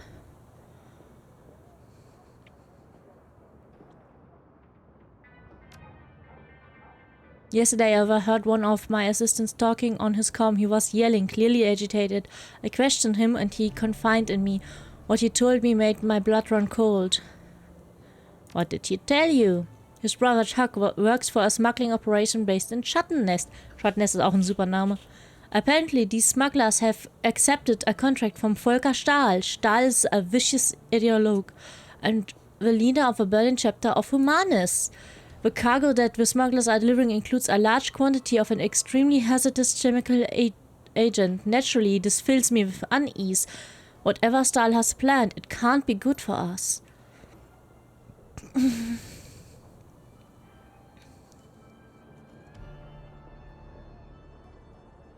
I want you to infiltrate the smuggling operation that is delivering the shipment. When you arrive at Human's compound, you will find out what they are planning to do with the chemical and put a stop to it. What makes you think they talk to me? I'm no more human than you are. If you travel with them, humans will lure you into their compound. The rest will be up to you. As long as they can get me in the front door, I can take out the rest. Why would humanists deal with a meta-human run operation?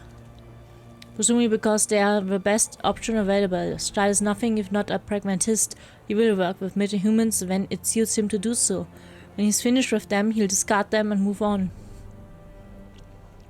Wouldn't it be easier to just hijack the shipment? Why allow it to go to Humanis compound at all? No, stopping the shipment would not stop Humanis. They would merely acquire another. For a pack of snarling racists, they are extremely well founded. I have contracted sister organizations across Berlin and taken up collection.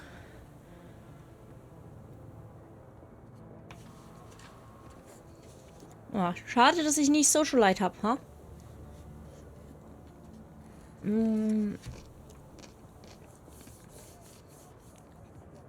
Across Berlin taken up a collection. Between us, we have raised 20,000 yuan as a payment. I'll do it, count me in.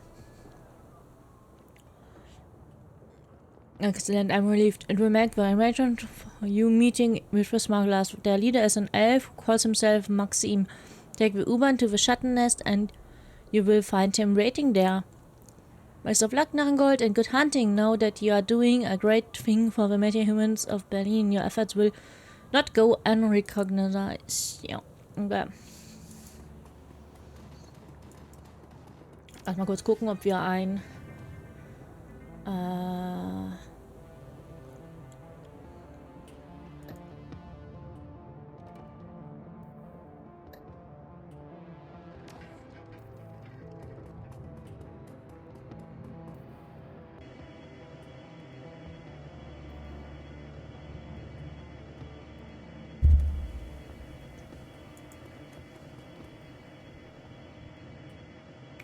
He raises a bottle at your approach, then tosses it away. Wanted to be sure I caught you before you headed off. Morgengold, we need to talk about this Humanis gig. Go ahead, Dietrich, I'm listening. Okay. Hell of a thing that was. I remember the terror of the senseless violence. The murdered children. I remember the little draft boy. They stuffed his body in the gutter, Narrengold. I can still see his face, all bruised and broken. Mephisto, nein! Hier. I can still see his face, all fruit. To this day, it makes my blood boil. Anyway, long story short, we beat him. Berlin's punk and anarchists all came together and we stomped the living dreck out of those racist pigs. A lot of good people died that night, but we put down some of the bad ones too.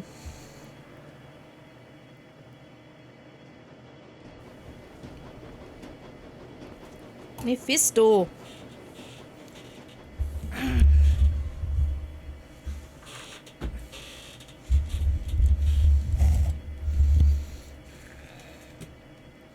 Let me guess, you want to come on the Prince? That's part of it, sure, but it's not the whole story. I don't just want to come on this run, boss. I have to come. It's my nephew, Alexander. He's signed on with Humanist, driven to it by his worthless sack of dead, no doubt. Nah, that take a level of conviction, a quality that he thoroughly lacks. My best guess is that he's treating Humanist as a boarding school. They feed and house their recruits, and that's money that he'd rather spend on himself. So he dumped this boy off on them, never mind the fact that they've fascist swine. I've got to get Alexander out of there, Dragonfell, before it's too late. Those monsters are experts at warping young minds. It's how their disgusting ideology propagates. So I'm asking you, as a personal favor, to let me come along on the run. I have to get into that compound, Narrengold. I have to find Alexander. I have to turn him around before those animals make him do something unforgivable.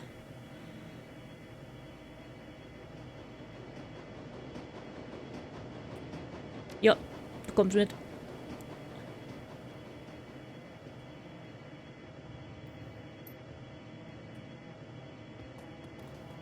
Mann, ich lasse auch nicht unseren Supporter liegen.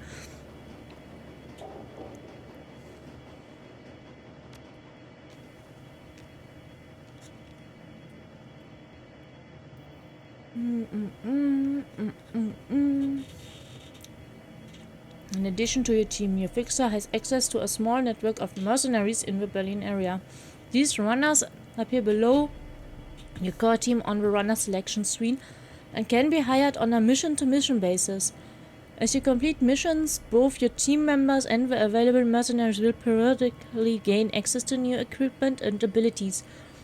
Any new items, spells, weapons, or weapon abilities that a runner gain will automatically be available for use the next time you take them on a mission.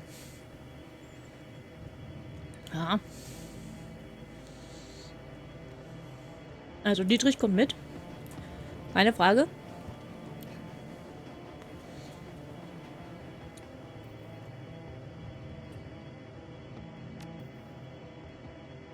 Nehmen Glory mit.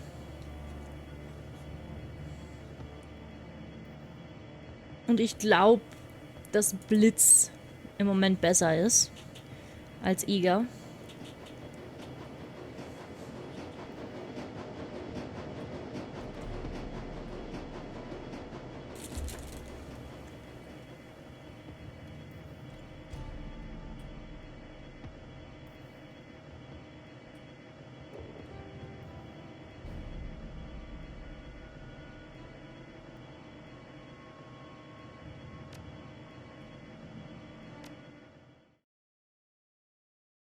Wir brauchen einen Decker, wahrscheinlicher als noch einen Schießer.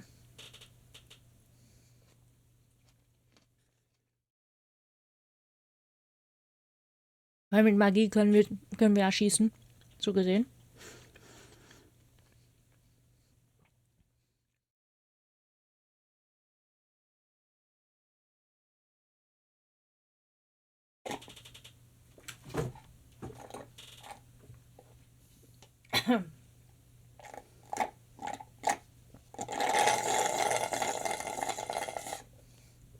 Da. You burn rattles to a halt at the edge of Kreuzberg. You only a few blocks away from Schattennest. The keys as Maxime and his smugglers call home. According to Samuel, they should be expecting you.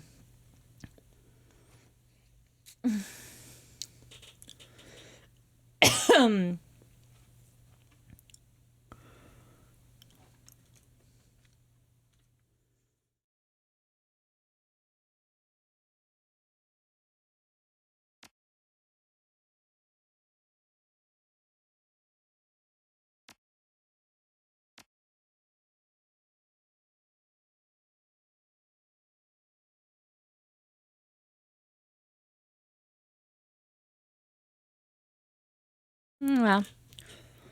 Wir schauen, dass wir bald mehr Platz für Zauber kriegen.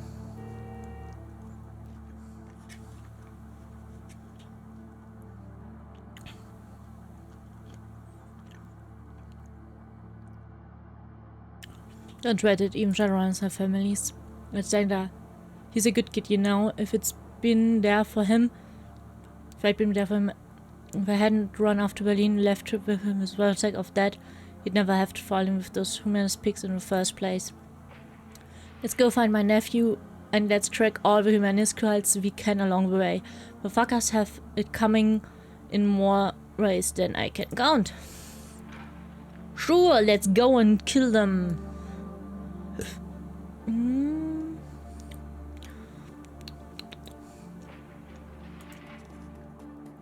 Haben wir ein Phonebooth? Lass mal erstmal den Phonebooth untersuchen.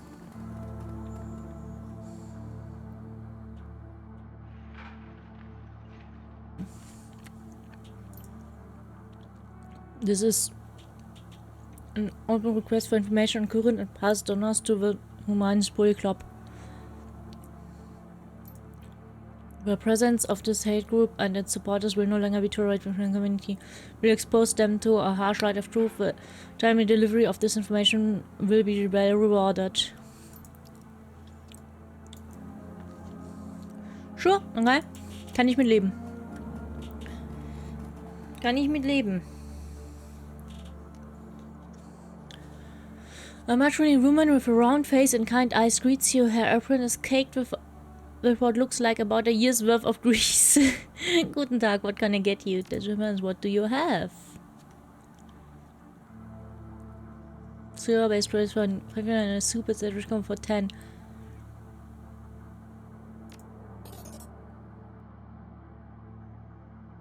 She hands over a small cup of steaming soup and a sandwich. You take a quick bite and swig down some food. It's wonderful. Delicious, thank you. Shrooting honey. When the pauses a moment and steeples her pudgy fingers. We don't see many strangers down at this end of the line. In case you hadn't noticed, things are a little run down out here. You weren't thinking of heading out past the wall, were you? I was. Well, it doesn't make any difference to me, but you do. But you be careful there. People on the outside of the wall, well, they've got no respect for anybody. Thanks for the warning.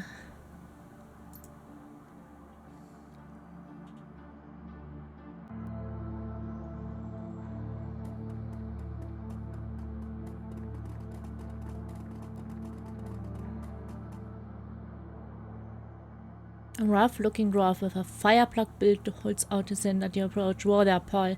Don't know where you think you're headed, but you should turn around and go back where you come.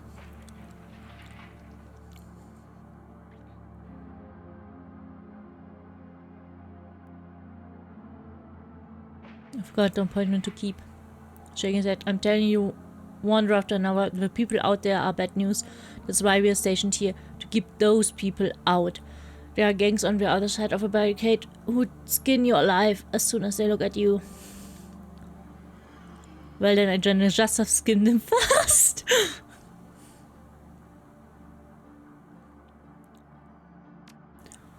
He shrugs. Alright, be my guest. Go play with the torture gangs. Something tells me you'd be a better fit out there anyways. Let them buy such.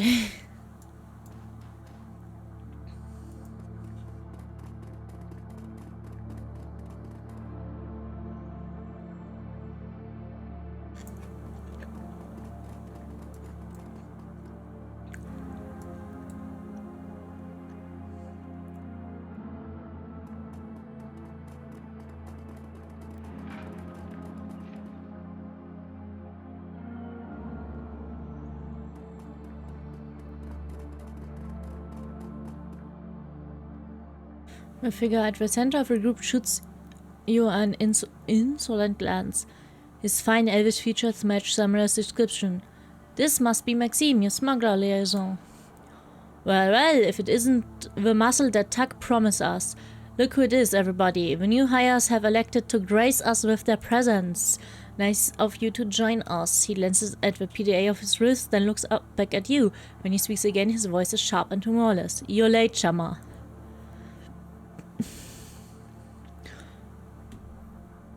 Drop this attitude or you can roll into this meeting without me. Well, you come highly recommended, so I suppose I'll overlook it. If you run into the trouble, you'll be glad to have me around, I guarantee it. Look, do you want to do this thing, or do you want to stand around talking about it? As you've already pointed out, we're running late. Should we get moving? He gives you a momentary scold and turns away. Without a word, he slaps the side of a bulldog step van. Second van of the same design rumbles to life a few feet away. Pile in, people. Narrengold is right. Let's get to it.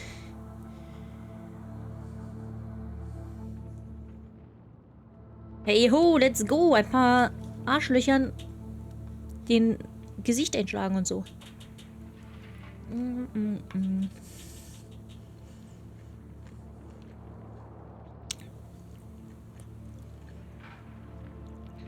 Oh, wir sind gehalten und er mag nicht, was er sieht.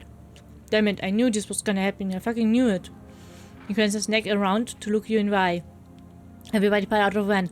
And get ready, Narrengold. We're gonna need some muscle in a second. As you take your position outside the van, you hear a shrill voice bark out an order. A pair of portable gun turrets begin to self-calibrate in response. Sweeping your gaze over the gangers assembled before you, you identify the owner of the voice. A lovely woman with wild hair and mirthless smile. She calls out again, her voice brimming with pride. Hello out there, welcome to Hamburg territory. Maxime licks his lips, his eyes scanning over the gangers' hastily assembled roadblock. This skeets belongs to surf turf slack.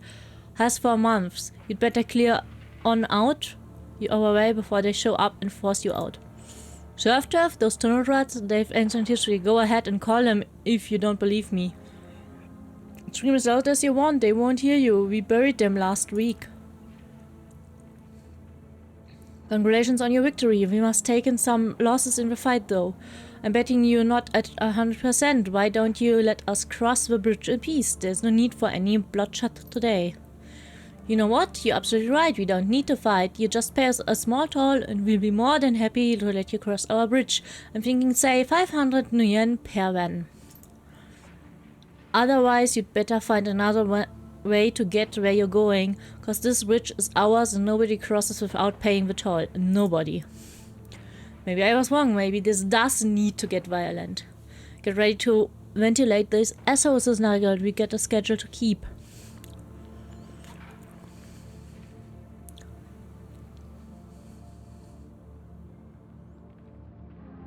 Nobody wants a firefight today.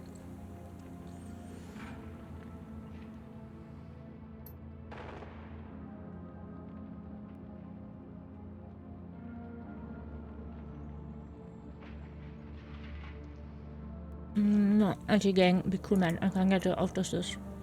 Do it, but you better not fuck this up. It's a waste of time, boss. Let me fry these sons of bitches so that we can back on task. Let us cross for 70. Ich hab so viel Geld nicht. This includes the return trip. We renegotiate for costings.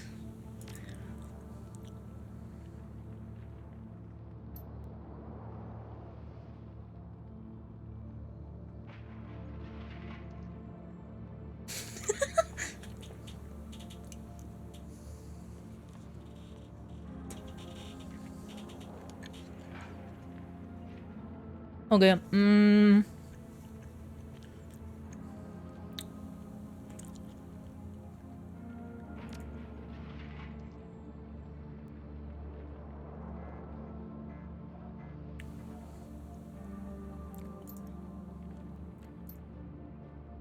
Wenn ich das Geld gehabt hätte, hätte ich es tatsächlich gezahlt.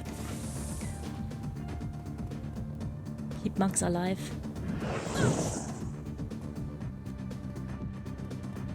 Schauen wir mal.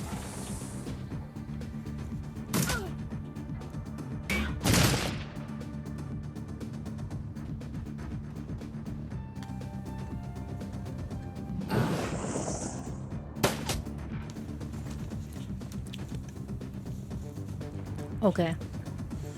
Da hinten haben wir Ley Lines.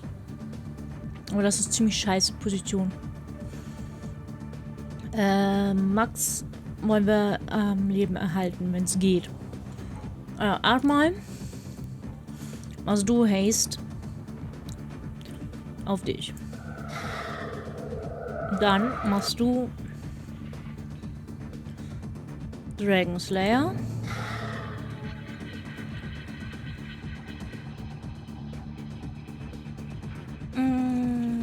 So.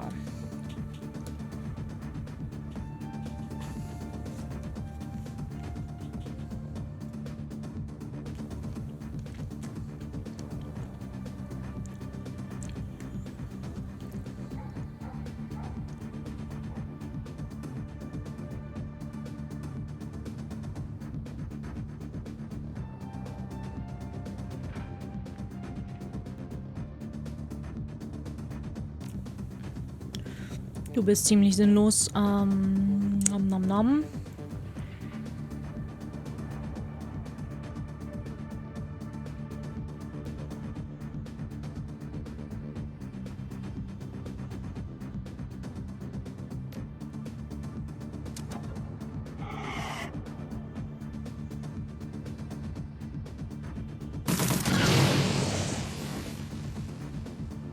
Groß Big Boom gemacht.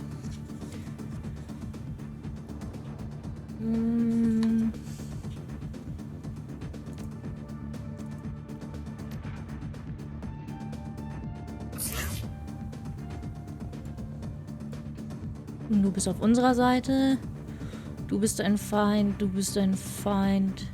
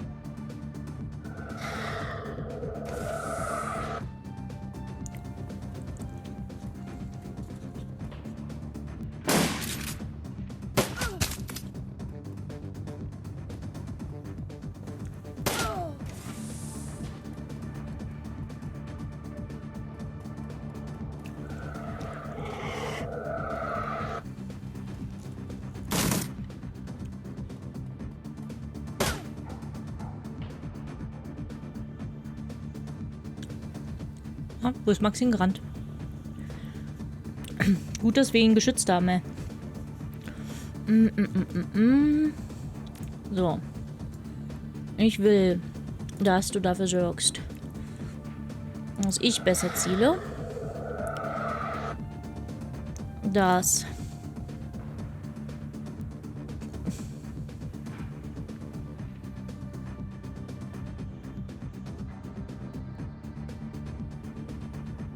er besser zielt.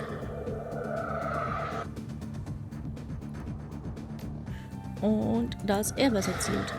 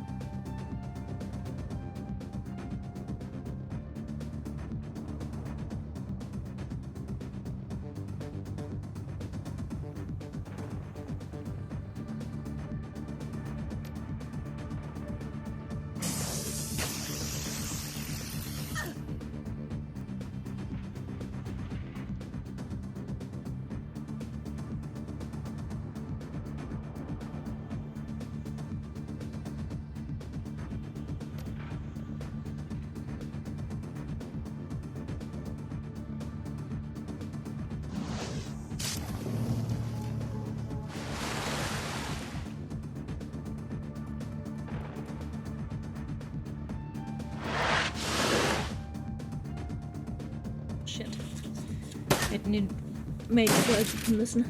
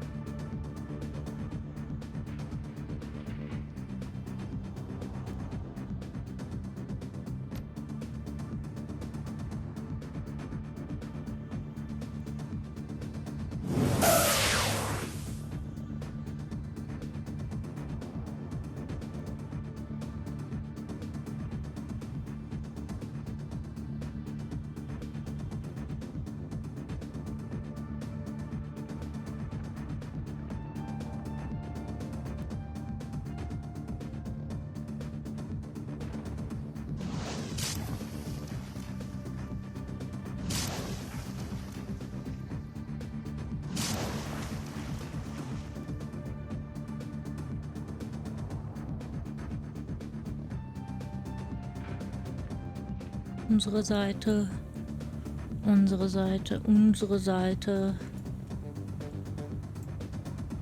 Gegner. Und da hinten ist auch noch ein Gegner.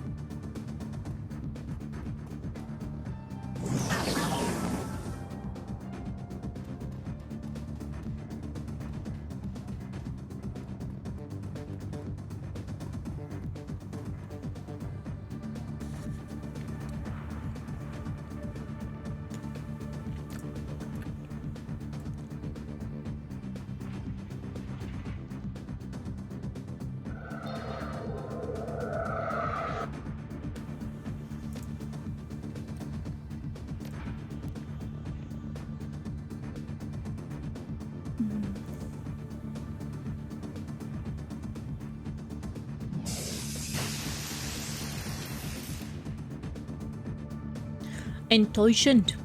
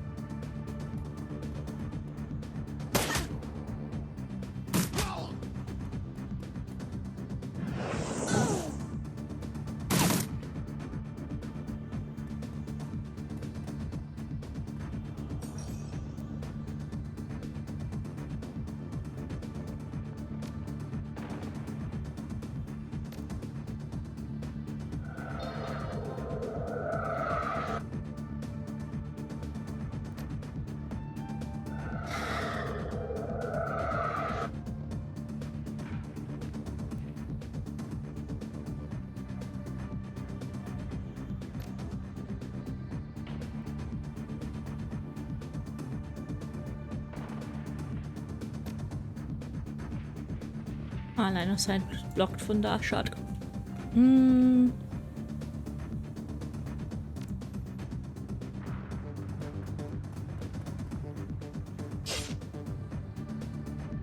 Oh, Glory. Glory.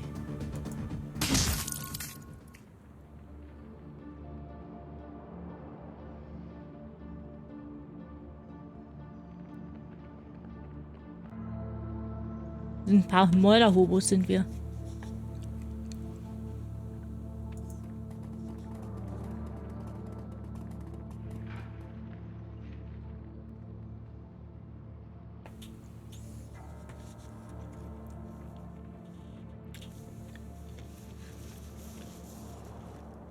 You tell me you're a big time smuggler. I'm just tired muscle, remember?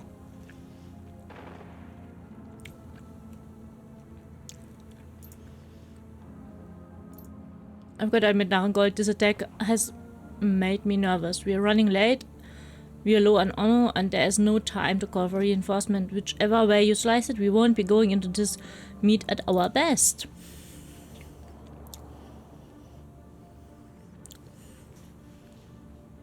I can handle myself.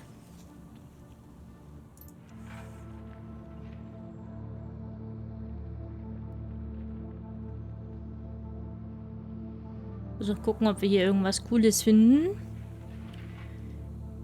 Because we need every little money we can get, aber da ist nichts.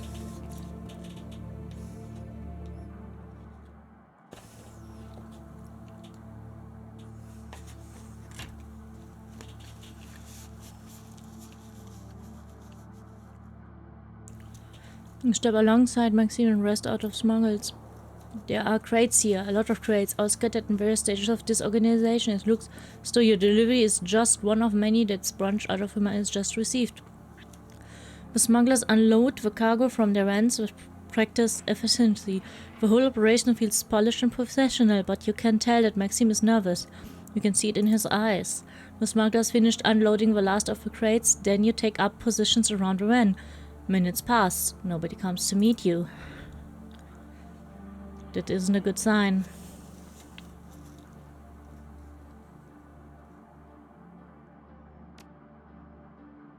I thought exactly. This puts us in a bad spot now, Morgengold. I'm not sure what your next step is.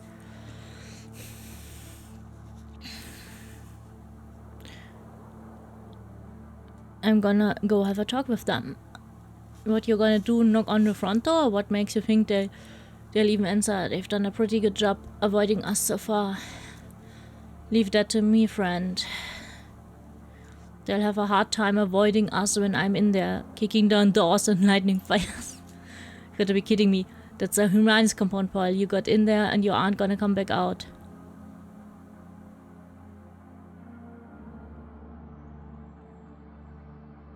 I've gone up as far worse.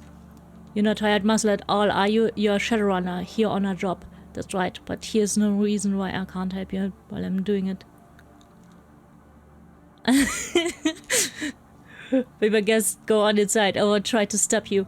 When you make it back, if you make it back, we'll be out here waiting for you. Oh mein Gott, du bist nicht einfach nur ein Schläger, oder? Dude, wir haben 2 Mages. 2 Mages. Nein, wir sind nicht einfach nur Schläger.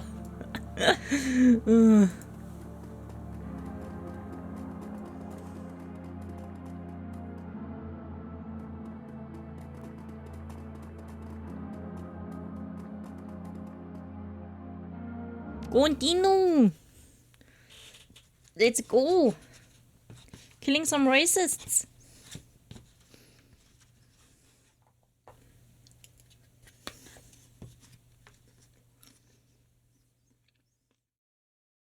The Humanis compound smells like a locker room and doesn't look much better. Calling the building run down would be an understatement.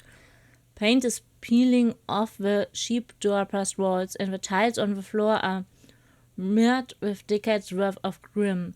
It's an old, ugly place, perfectly suited to the old, ugly ideology being practiced here.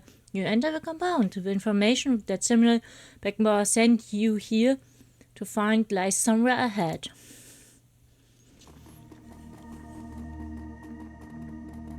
Ich habe gesehen, dass da welche hingerannt sind.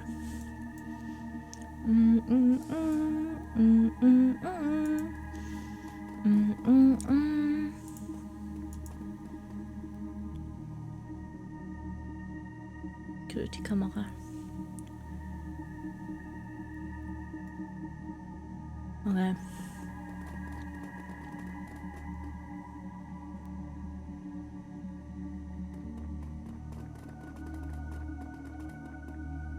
Da wollte ich nicht hin, ich wollte hier hin.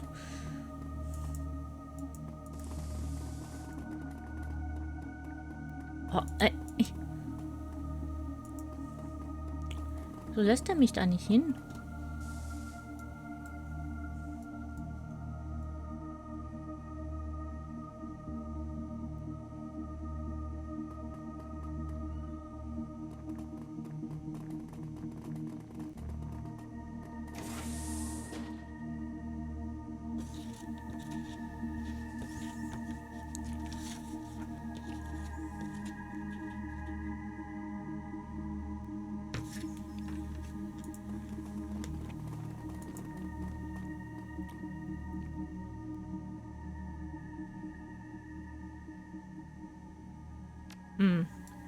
I see.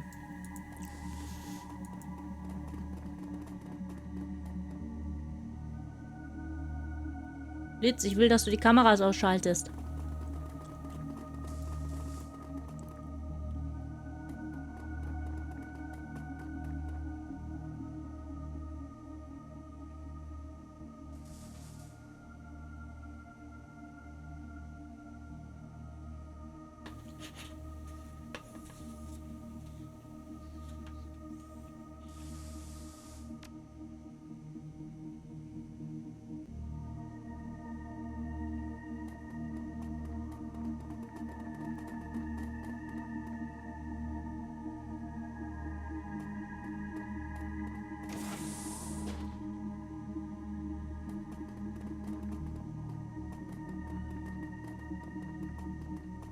There's a handwritten note sitting on the table.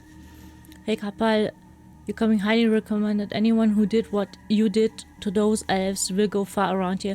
You can hit the kitchen anytime, but otherwise stay close unless otherwise told. Your locker code is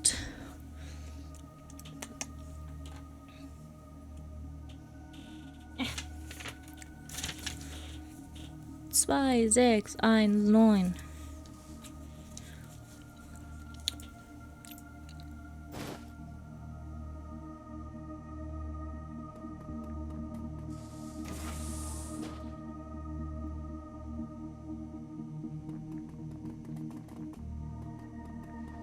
Wir nehmen mal an, dass die Truhen locker sein sollen. Ja, Footlocker. 2619. There's a note inside. The good Kapal, your enthusiasm at the rally was more than commendable. Those truck bastards really got what was coming to them. Volker wants to see you right away. His personal code is pride. Share this with no one. Hi, Ghost Weihnacht, wie geht's?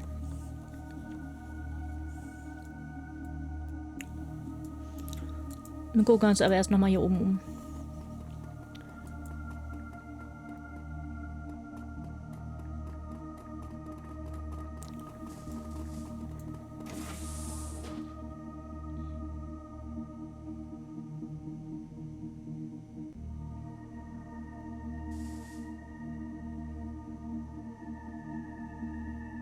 Vielleicht doch als dir.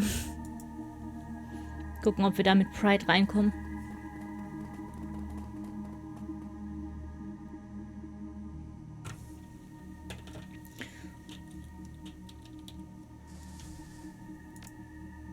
Okay.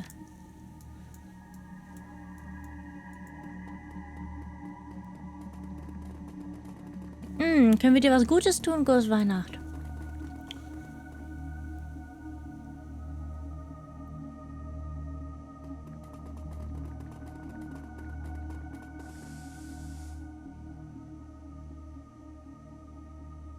Leave it alone.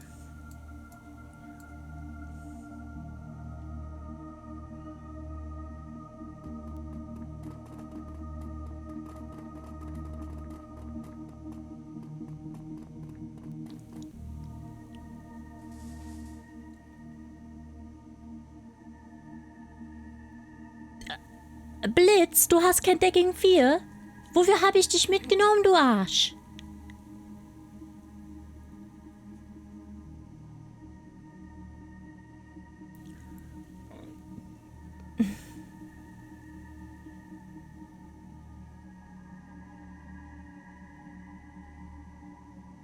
Ach so, get your decker to hack the terminal.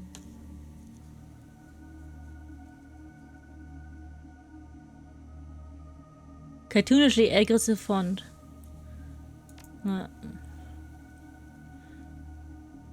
We have some yen in the right hands.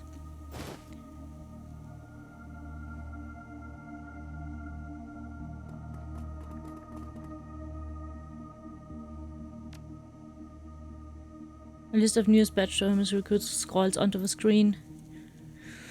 Alright, here's the latest group. Read some of them already showing signs of promise. Recruit 1, Anna Klein, Egon Kappel, 3, Alexander Färber. Oh. Friedrich Bauer, Shinyon, Gernot Schumacher. Make sure that they get assigned to their bunks in alphabetical order this time, said. I keep losing track of who was who in the last batch. As always, I'm changing the code of my office. The new code is Pride.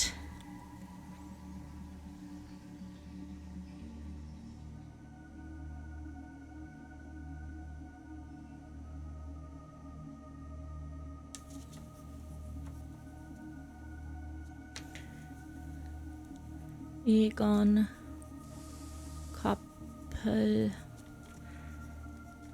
Alex Färber Fried Bauer Shin Iom Gernot, das ist ein Name, ey. Gernot.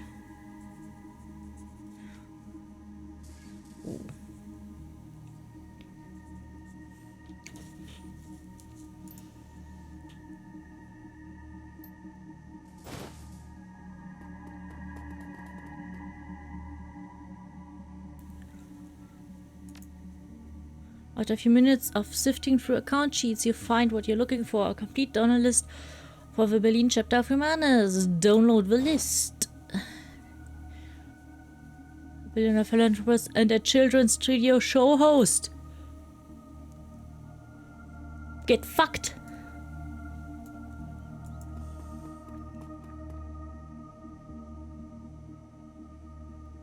Read the first pamphlet. Human, you work hard, you play fair, and still you can't get ahead. But have you ever known why? The answer is simple. The elf is using the orc and the troll as muscle against you. Think about it. When you turn on your radio after a hard day's work, who do you see? The pampered elf, basking in the lap of luxury, squandering the money that you could be using to feed your children. When you walk through a dark alley on your way home from the market, what do you fear? The mongrel orc and the savage troll lying in wait to rob you of your hard-earned gains. The elf, the orc, the troll, all your parasites leeching away at your prosperity and happiness. It's time to wake up and do something about it. What are you going to do, human? Support the Humanist Poly Club. Together we will show pride in what we are and defend ourselves from the jackals at our doormans forever. They say you can't get a job because of the economy, but you know the real reason, meta-humans. The elf with his pretty boy looks takes the high-paid corporate desk job, rising to the top and blocks the top positions forever, never aging, never retiring. The orc is willing to work for table scraps, driving the cost of labor down and depriving you of a decent wage. The troll takes all of the manual labor job. That's right, not even the sweat of your own brow can earn you a living these days. Die lassen Zwerge einfach komplett außen vor, ne? Ever wondered why draft shops are family run, free labor, and whose businesses suffer? You guessed it. We, the humans, wind up paying the reduced sales and lost wages. Every day another draft run store opens, and every time that happens, more drafts flock to our neighborhoods, driving good, honest human businesses out. They say it's for community, they say it's for protection. But why can't they keep their own neighborhoods? What are they hiding? Stand up for their people, stand up for the right. Das war das dritte, okay.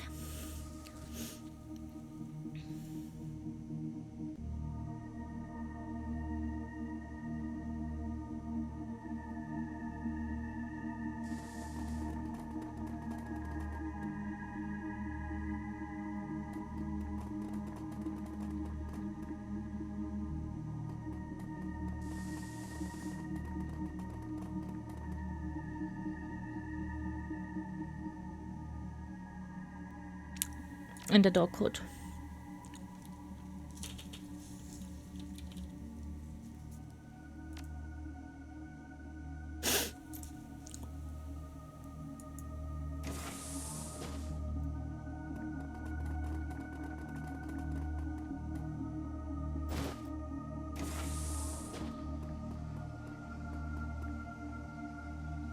A stocky man in a military surplus jacket enters the room. He is flanked on either side by a pair of young women. Their faces are masked by white kerchiefs, and each of them carries an unholstered pistol. Lower your weapons, girls. We have a guest.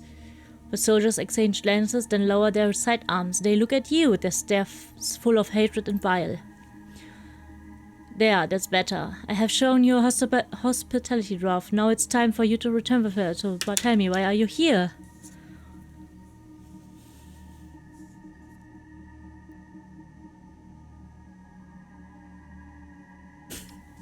I forgot to make a like to sign up.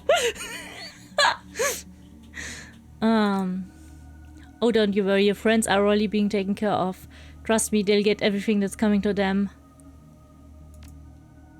Patience, Hafer. By this time tomorrow you'll be plenty impressed, I guarantee it.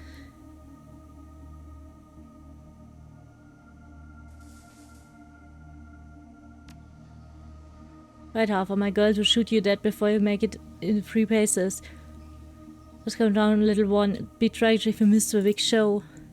It's going to be glorious, Dwarf. That gas that you hauled in for us, it's gonna prove every word that we've been saying. The Trogs, the Hafers, the goddamn Dandelion-aters. One whiff of this stuff and they're gonna tear each other apart. And then they'll spill into the good human neighborhoods where we'll be waiting to stop them. You watch and wait, mongrel. It's a bloodbath.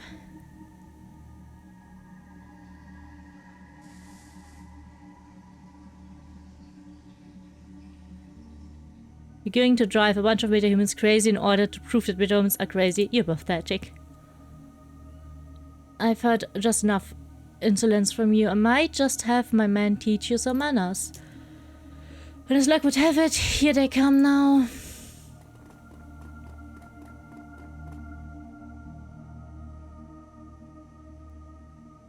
Dietrich's eyes got wide. He takes a step toward the nearest him and his gunman.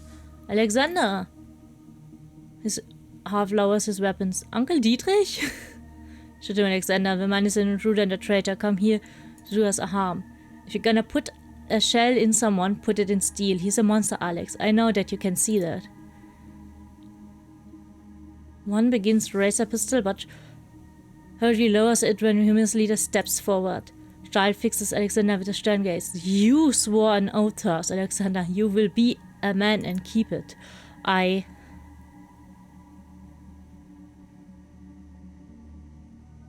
Make your choice, son, but make it fast.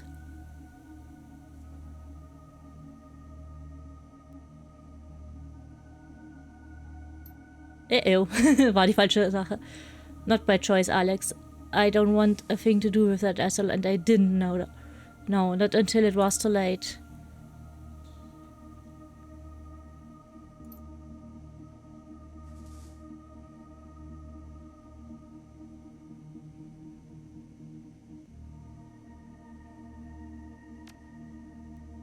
If you betray your kind to join these meta lovers, we will put you down, boy. You hear me? We will kill you.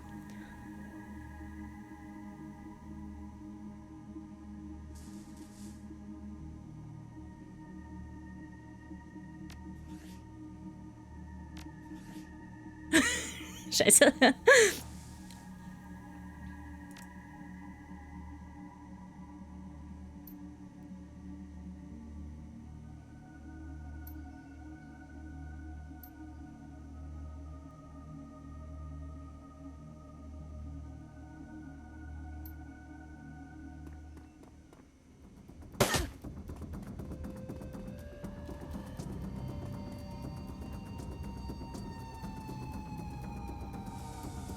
Du willst fliehen?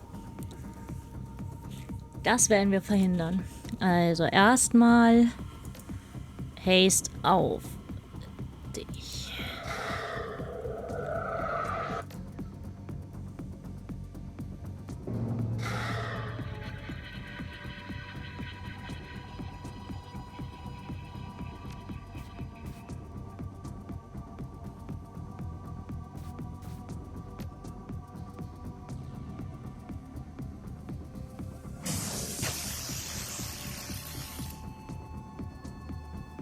Alright. Errungenschaft freigeschaltet. Stahl out.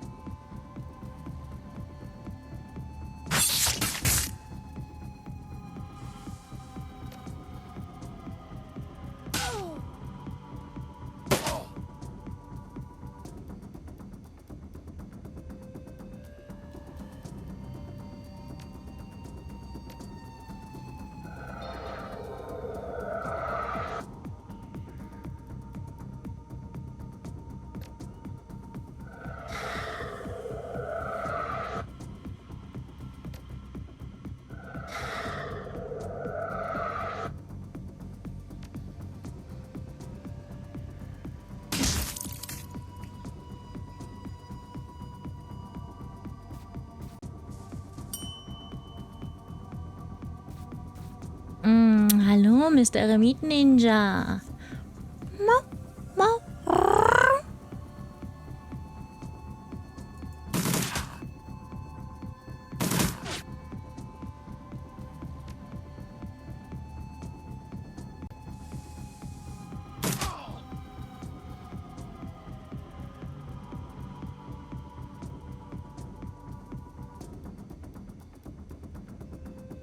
Nein?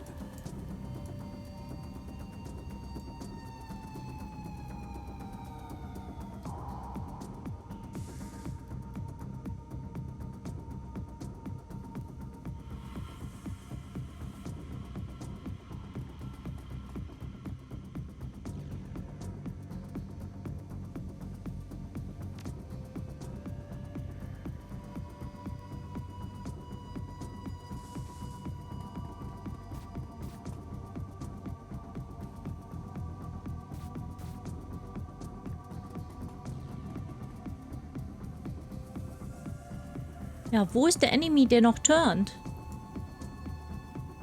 Wo?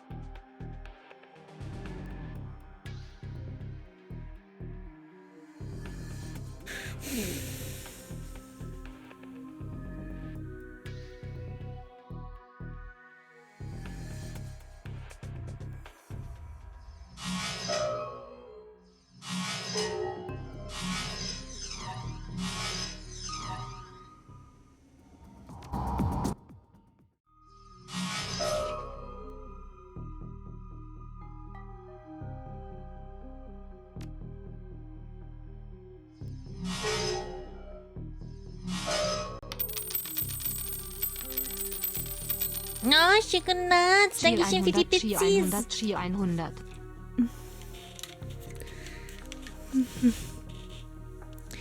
Dankeschön. Ich war jetzt auch so konzentriert und so braindead, dass ich gar nicht mehr gesprochen habe. Das hat mich da wieder rausgerissen. Guck mal, Geld kann so viel Cooles passieren. Ups. Oh.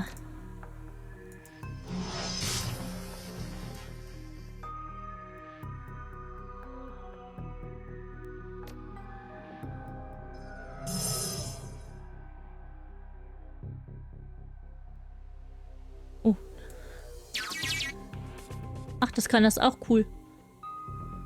Aber du kommst jetzt erstmal wieder. Wie weit kommst du? Bis hierhin.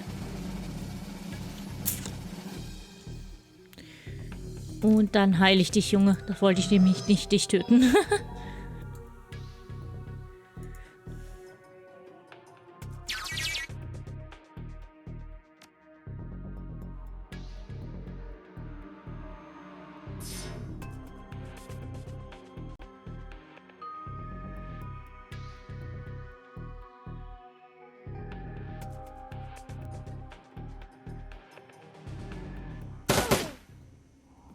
Ah, da sind Feinde.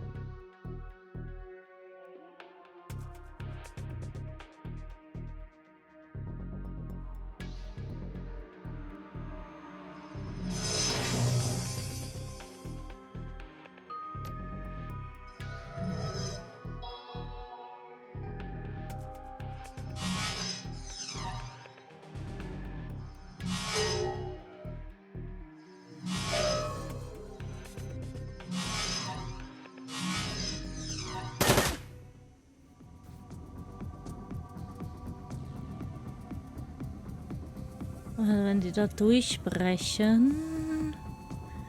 Wo will ich meine Leute stationiert haben?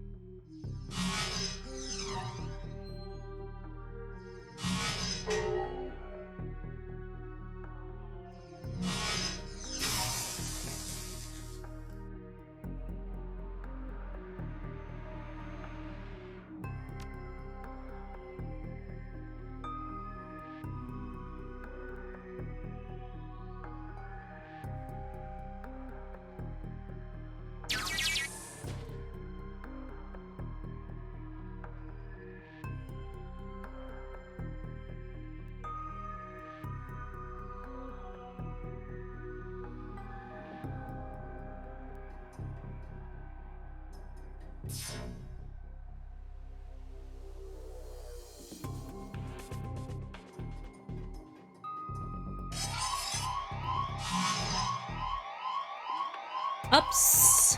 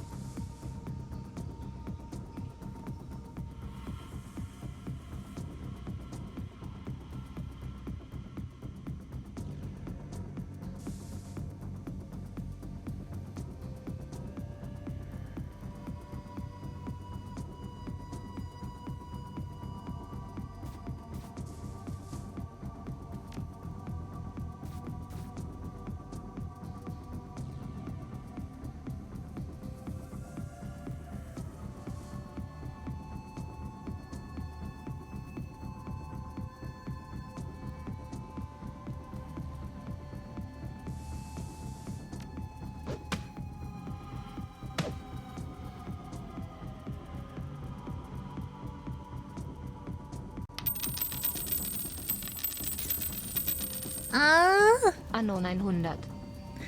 noch mehr. Noch mehr, weil ich nicht so genug rede. Es tut mir leid.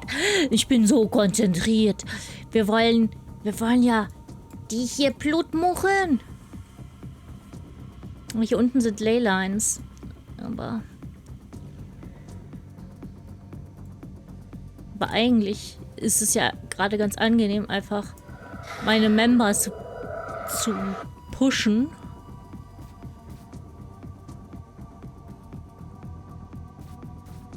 Kann ich mit dir das hier machen? Auf die Entfernung? Nein, okay. Alter muss denken. Geschmolzener Käse muss sich bewegen. Dauert lange.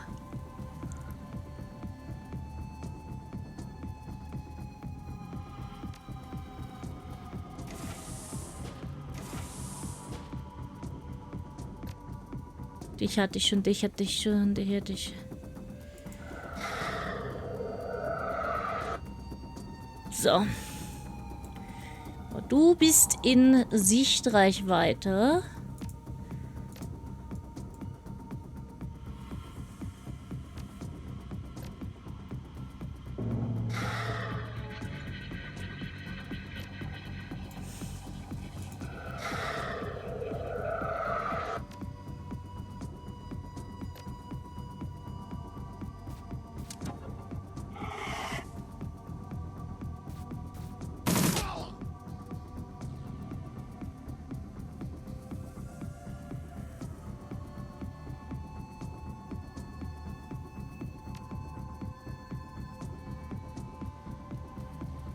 Wir halten hier unsere Position, weil die ist einfach wirklich gut.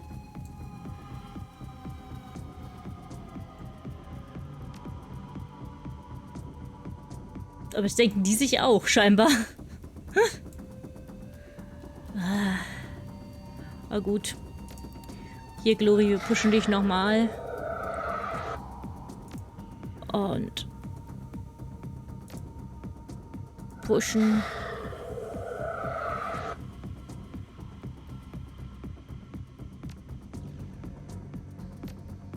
Und pushen.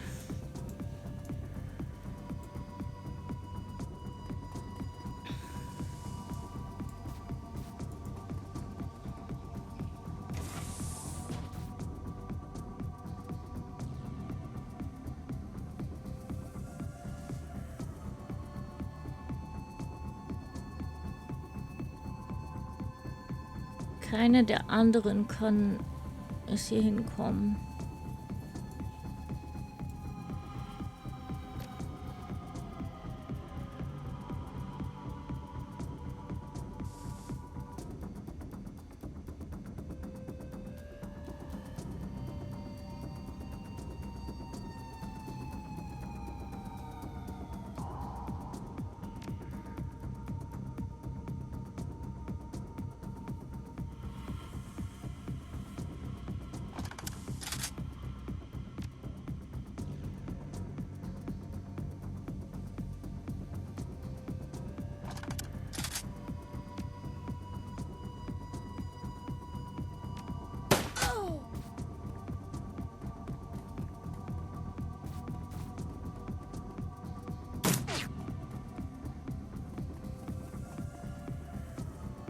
Köder ist gelegt.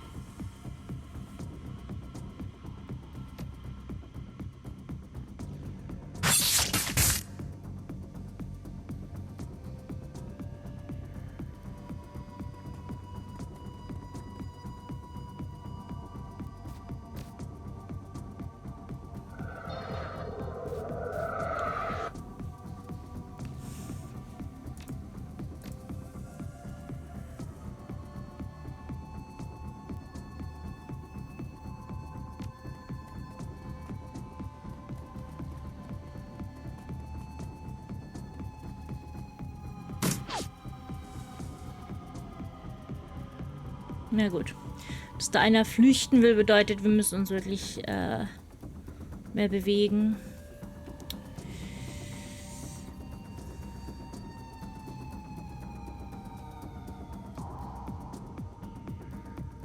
Will sie alle töten, alle. Okay, Glory, du bist die Einzige, die ihn erreicht.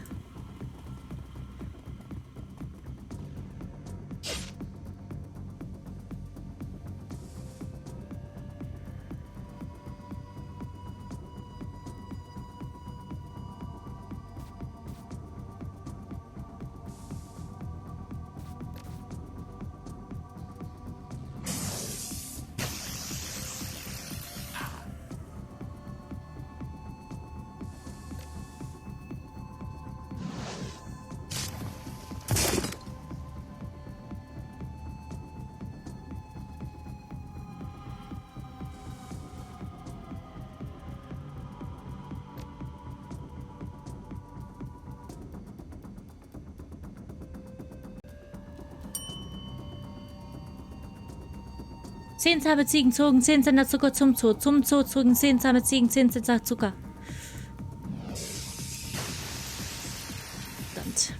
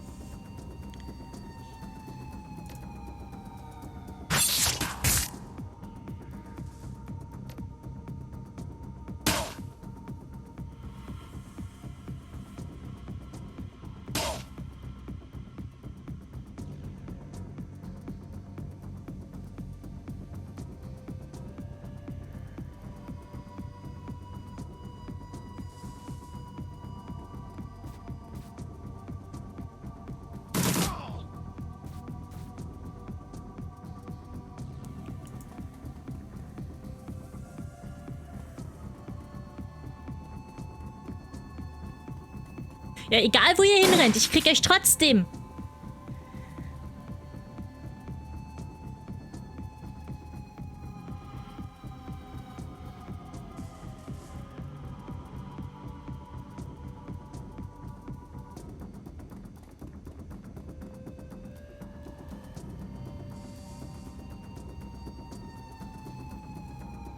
Kannst du von dort ein Heal auf dein... Da ist eine Wunde zu Heal. Gut, musst du das machen?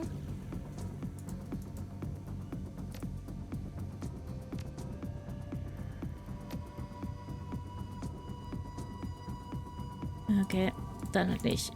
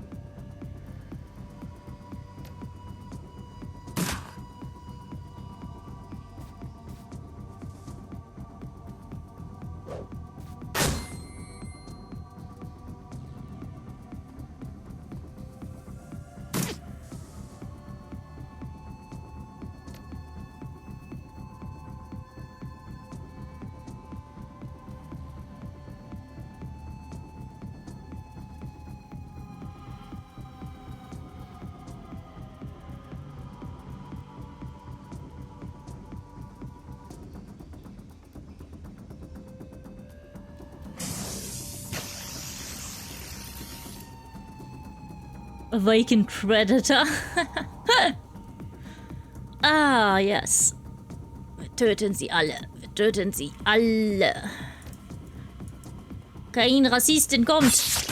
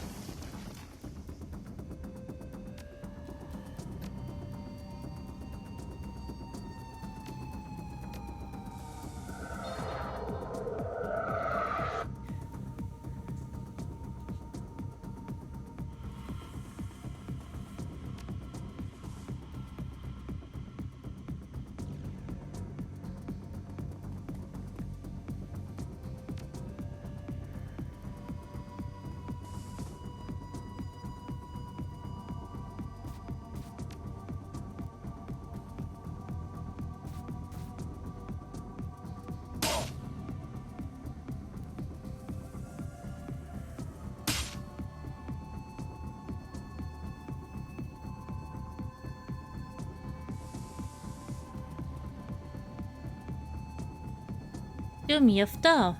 Ich sehe, wie du dich näher ranschleichst. Glaubst du, ich bin blind?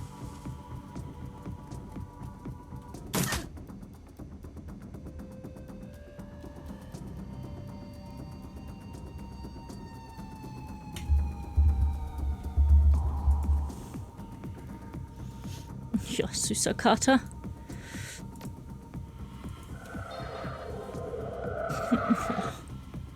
So süß. Hi, Trepsel.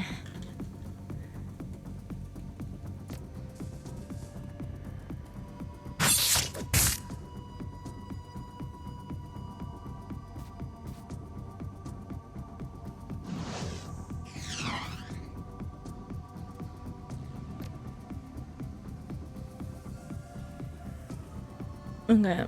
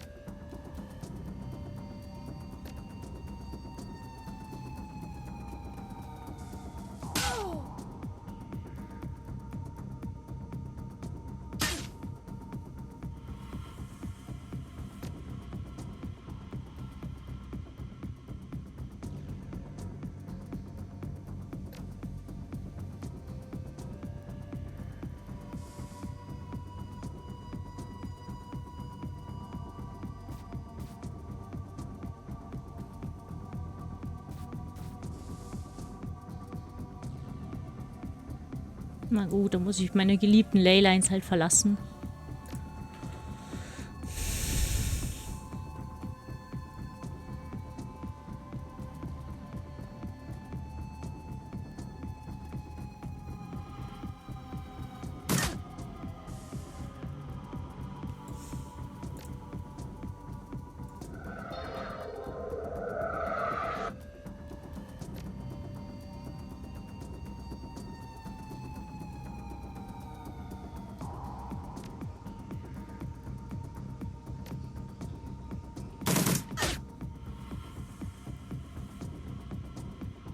Mist.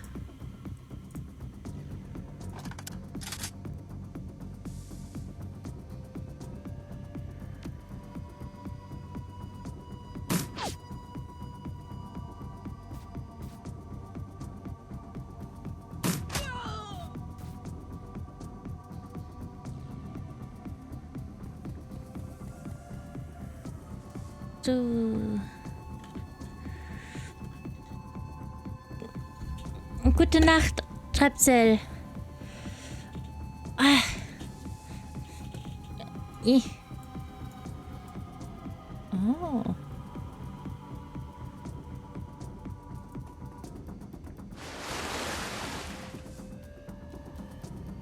Oh, der sieht cool aus.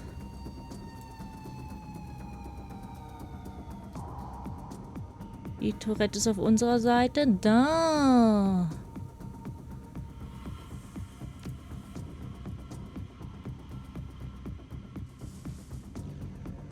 Immer hierhin schon mal.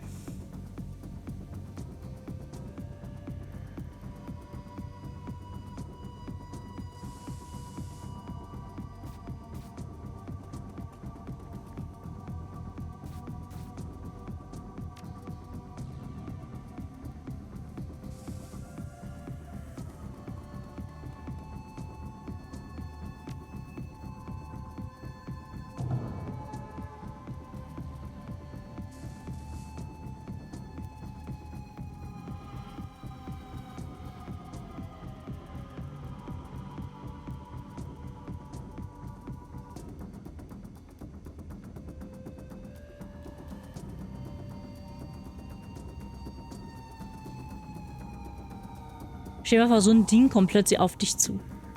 Alter, ich will mich umdrehen und wegrennen.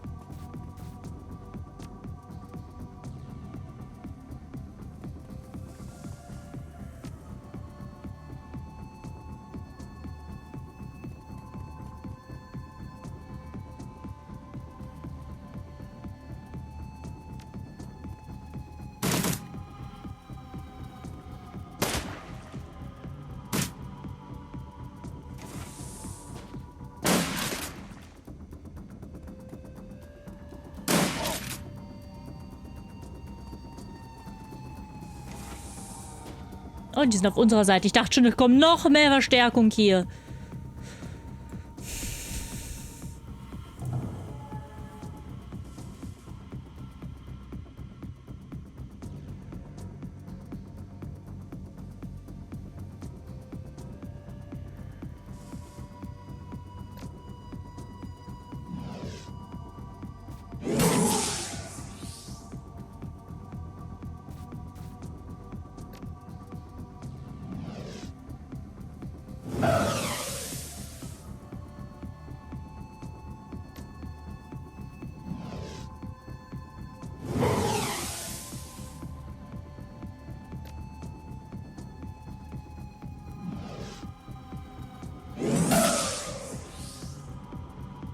Oh, fast getötet mit einem Schlag.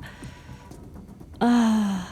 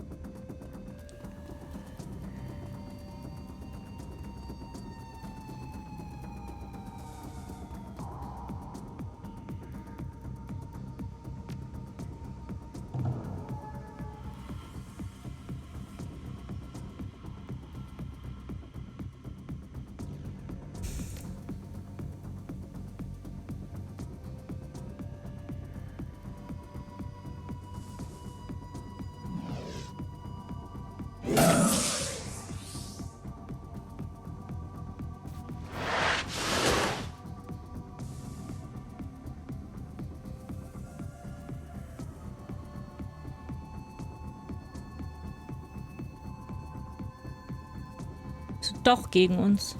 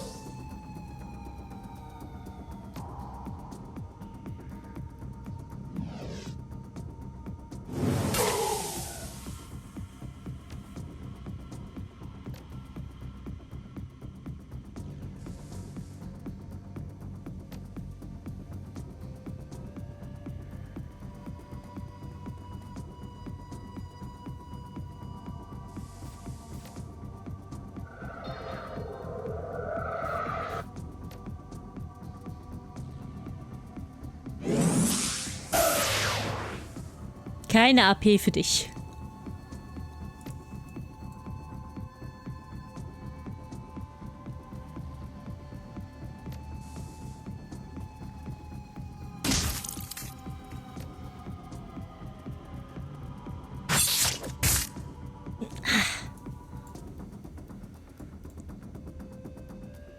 Ganz ruhig, Mifto. Ganz ruhig.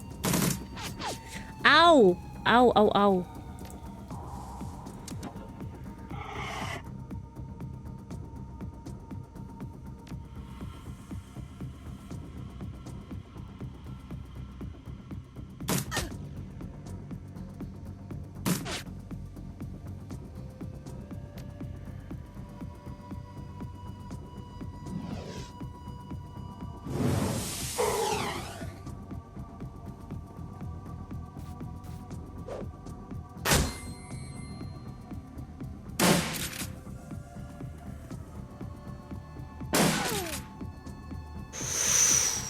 Uff.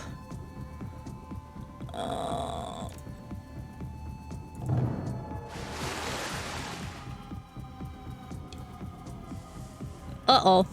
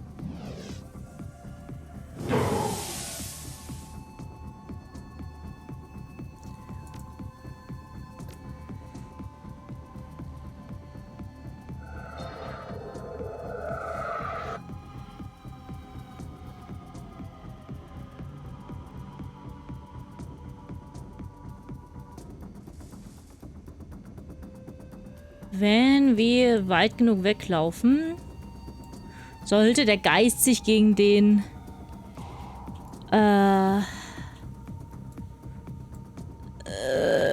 gegen die konzentrieren.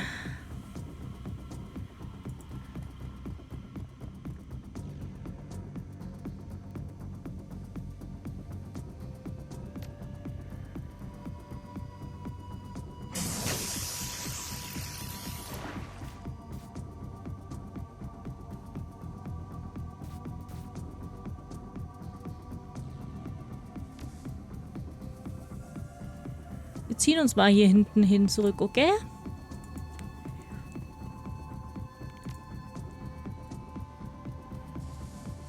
Ah, du kommst nicht weit genug.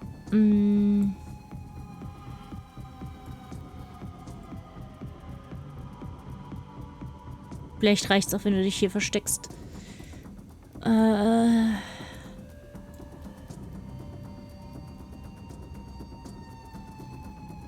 Komm, Geist, sei aus den Augen, aus dem Sinn.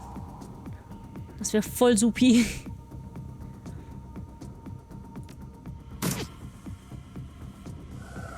Ha.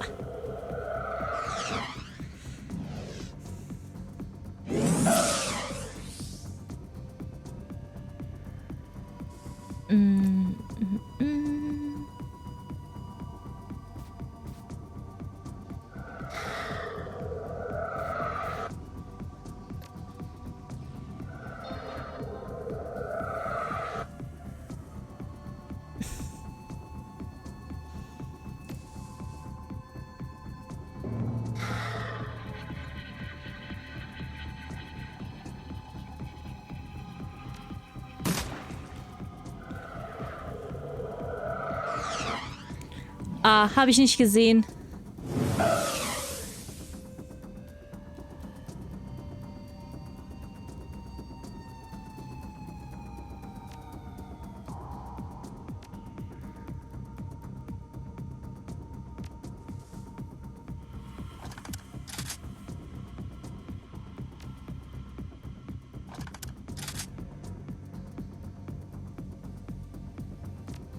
Du kannst gerade keinen Buff. Und du kannst gerade keinen Buff.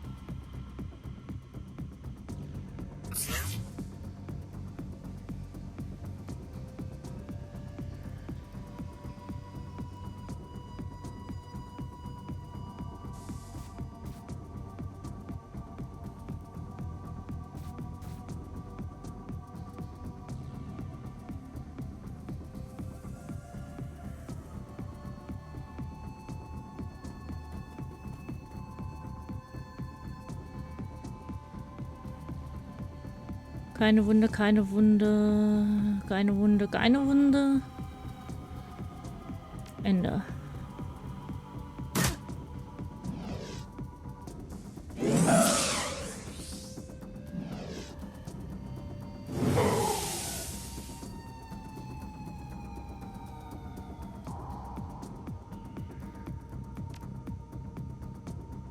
Au, au, au, Mephisto, au. Au! Was so ein scheiß Tier. Du kannst auch einfach fucking gehen.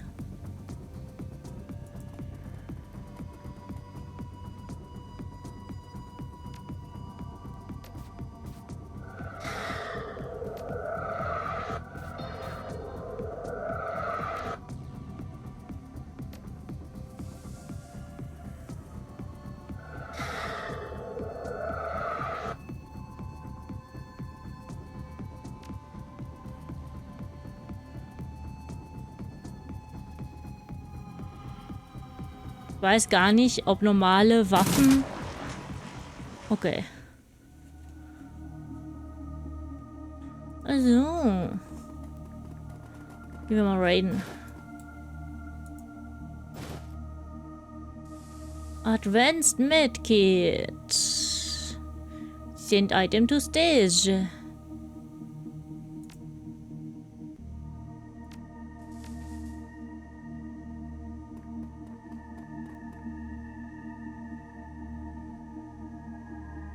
Item to stash. Item to stash.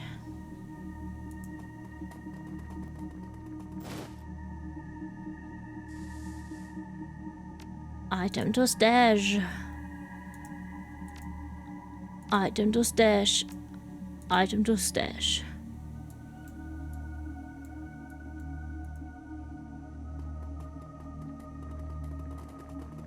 Könnte man hier jetzt auch noch? Die waren alle mit Dings.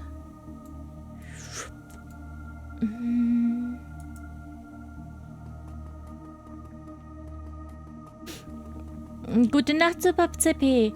Schlaf gut, träum was Schönes. Warte, was ist das? Ach, ich soll in die eine Richtung fliehen. Was ist mit dem anderen Ausgang hier? Ha? Nötig, fett Ausgang steht.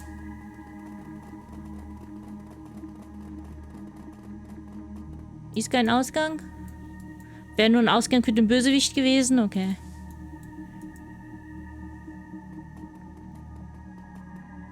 Nöff, nöff, nöff, nöff. Ja, ich halte deinen Schwanz fest.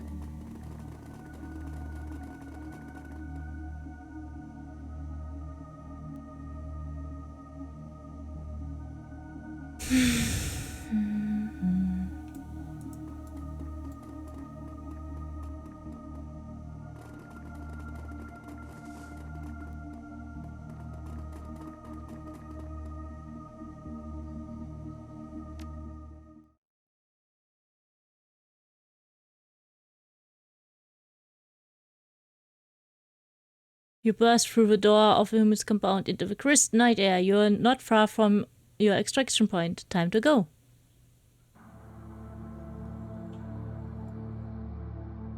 Dann schauen wir doch mal. Ja, das habe ich befürchtet.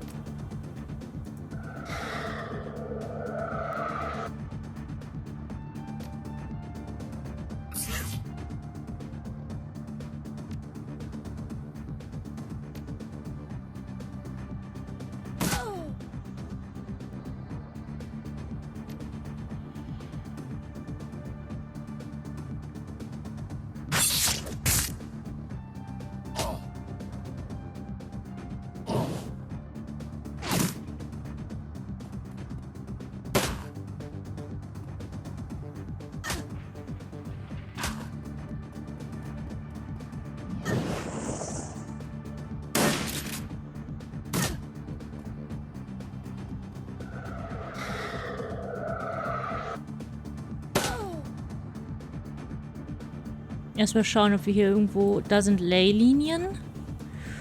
Aber... Haben wir hier irgendwo einen Geist, den wir für uns beschwören können? Nope. Okay.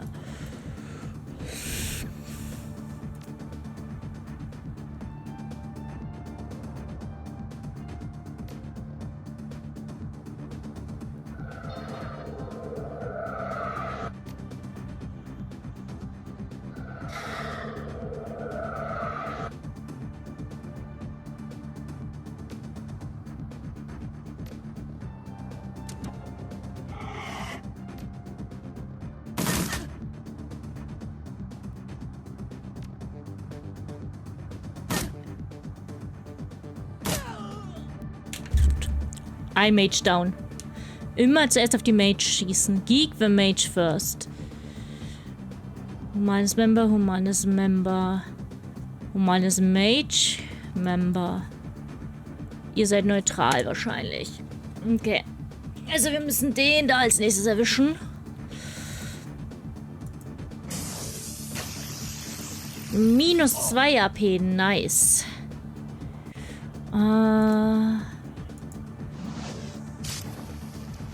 Und dead. Okay, kein Mage mehr, der eine Gefahr für uns ist.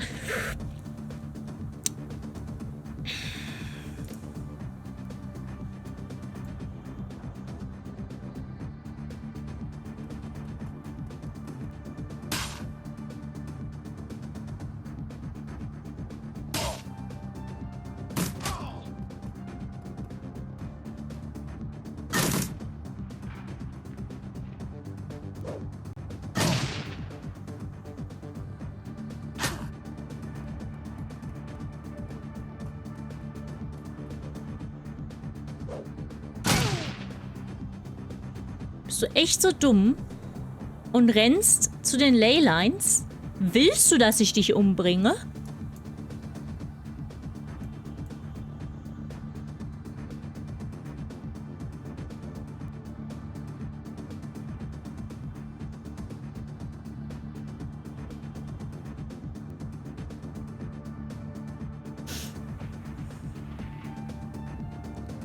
Kann ich... 109. Der andere Schmuggler, ich würde scannen, wie viel der andere Schmuggler ist. Okay, dann nehmen wir den.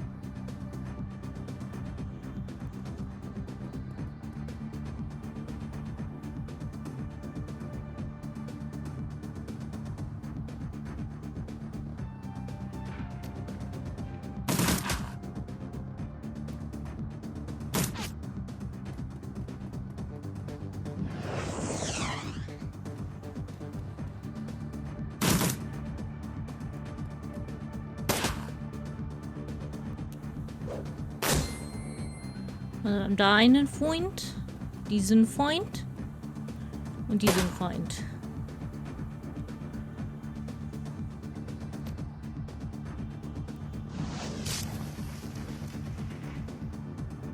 Ein Feind weniger.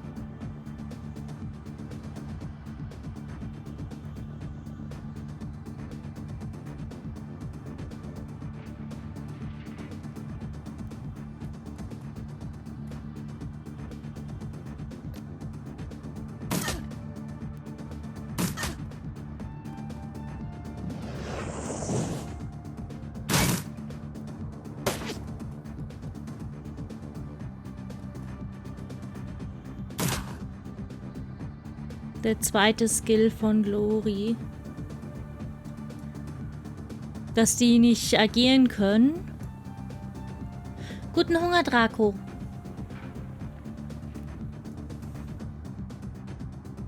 Oder welchen meinst du?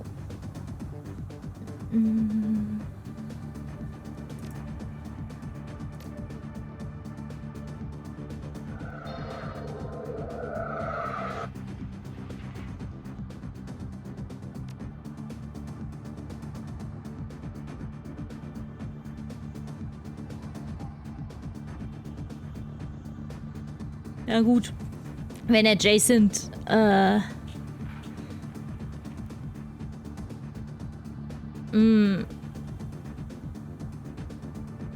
can hit steht da. Also wenn, für mich ist das ein, trifft die auch. Und nicht ein, es hilft nur, wenn da mehrere sind.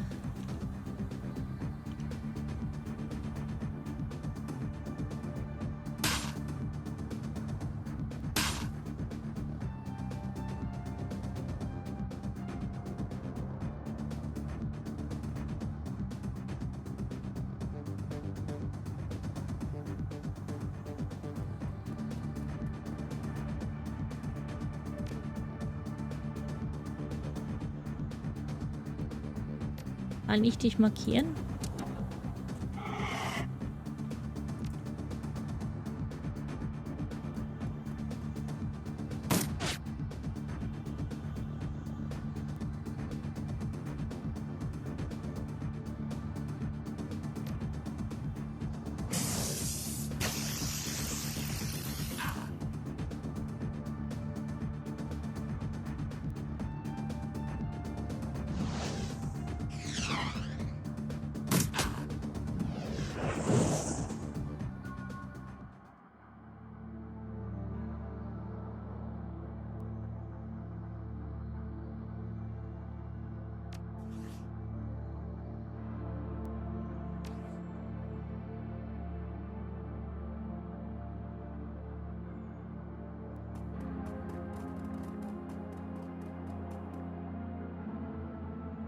Ich habe auch Alex rausgeholt. Das ist auch ein Objective gewesen.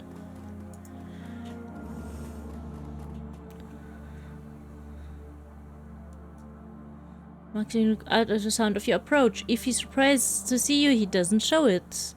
Crazy night, huh? He pulls a flask from his jacket pocket and takes a long swig, then looks you in the eye. I hope that this was worth the trouble. Any luck finding our money in there? Nope, I don't think they ever had it to begin with, but I guarantee you they'll think pretty hard before crossing smugglers again. They paid all right in blood.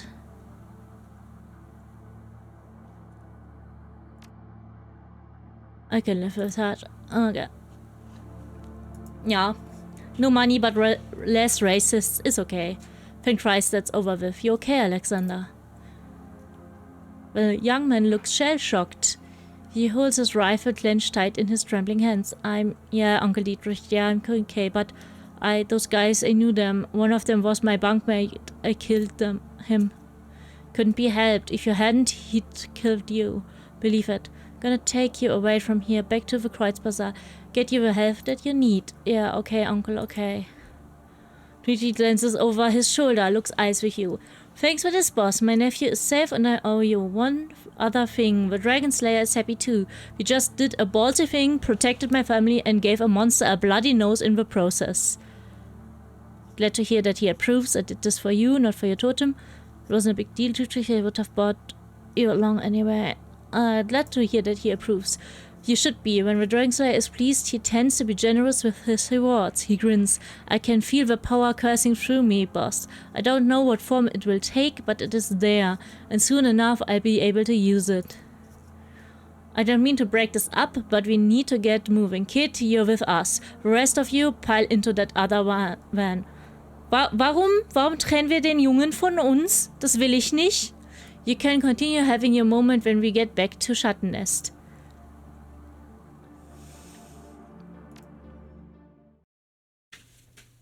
Mifto? Nein. The U-Bahn ride home feels especially comforting today. The Berlin chapter of the Humanist Poly Club has suffered a terrible blow, and you're the one who dealt it. Volker Stahl's plan to incite a wave of bloody violence across Berlin has been derailed. It isn't often that a Shadowrunner gets to prevent an atrocity on the job.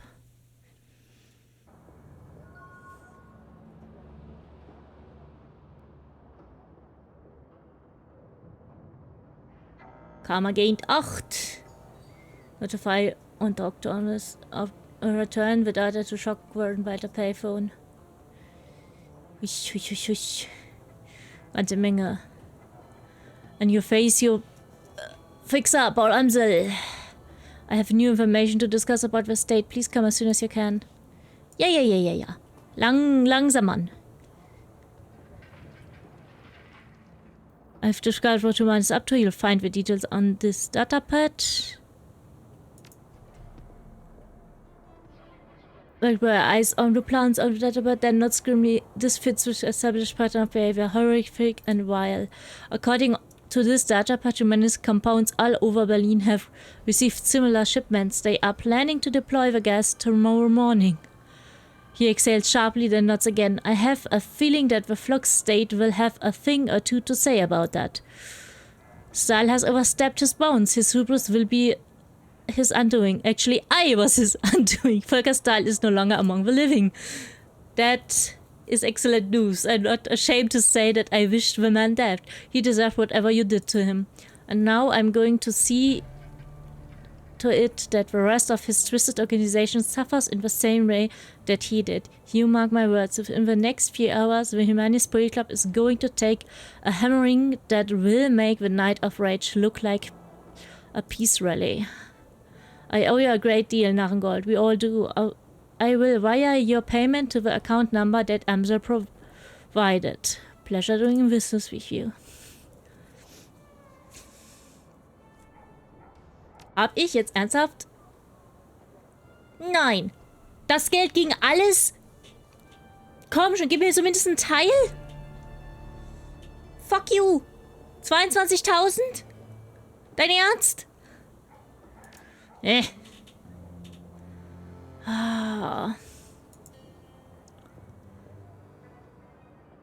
How is Silke doing?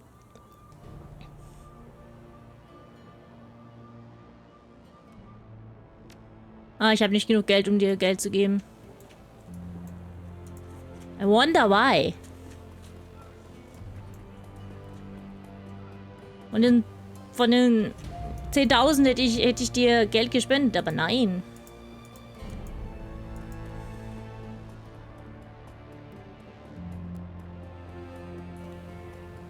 Yep. Deliver the Humanist donor list. Virtual steps for data upload, and only a few moments later a certified credit stick is spat out of a coin slot. The phone's old LCD readout displays the text. Freedom, Equality, Information, Schockwellenreiter. Hab ich jetzt Geld gekriegt? Das ist euer High Payout? Gäh.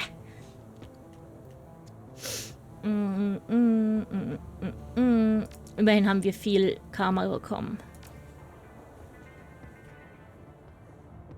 Wir werden der beste Magier der Welt.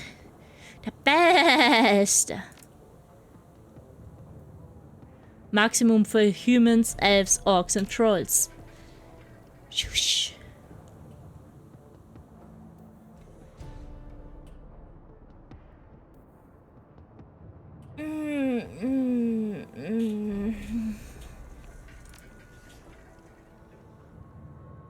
I am mighty.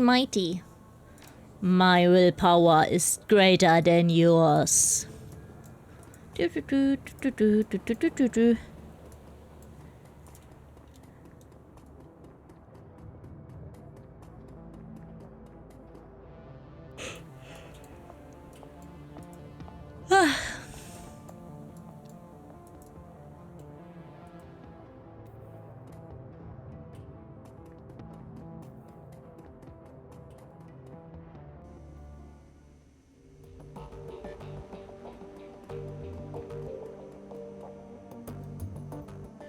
Blitz stubs out his cigarette at your approach.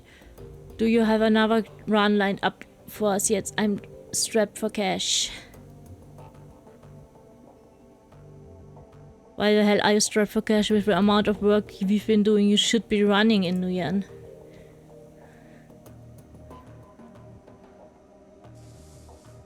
I have expensive tastes. If you had a raging crime habit, I think that you'd have at least some money left.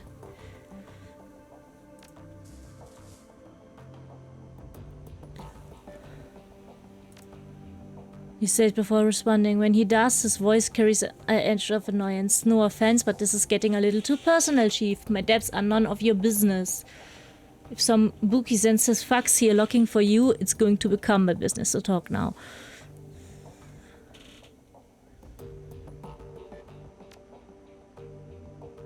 Alright, fine. First off, you don't need to worry about anyone coming after me. My debts are a bunch of old contacts.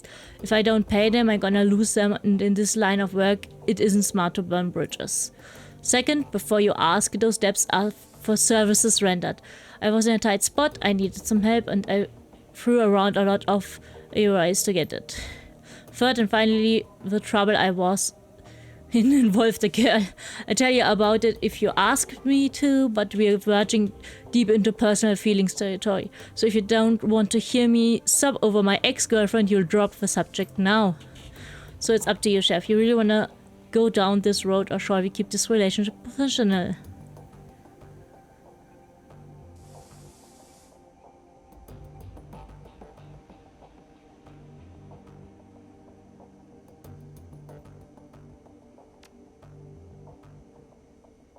Alright, where to begin? I met Emily in Drogenkippe. She was the first person who was ever more important to me than myself.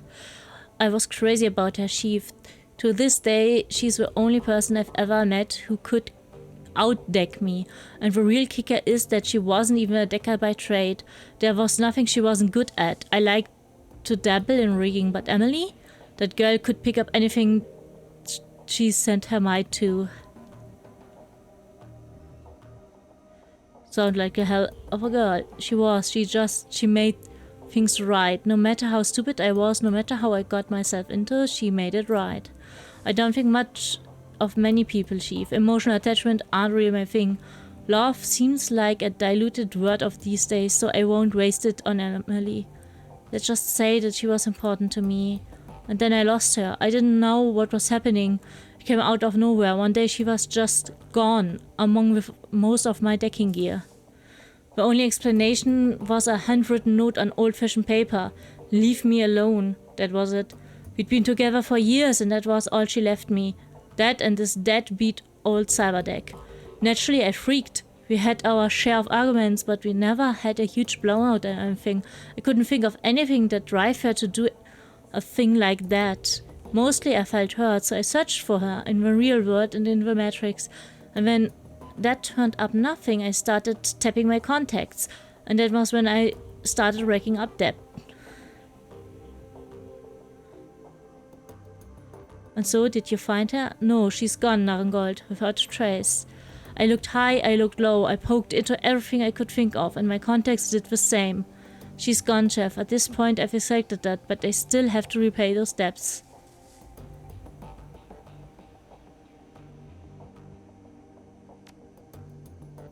I don't know, Morgengold. I really did look everywhere, and at great personal costs. If she means that much to you, you owe it to yourself to try. Yeah, you might be right. Fuck, I'd know I was done with this, but you're right. Without some kind of closure, I'm never going to be at peace with this. Thanks for the talk, Chief. I'll let you know how it goes. You do that, good luck.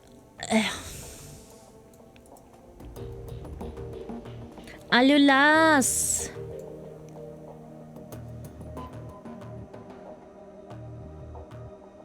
Freut mich, dass es dir gut geht. Mir geht's auch gut. You look down. Plead it. Plead it. Sit. Fett.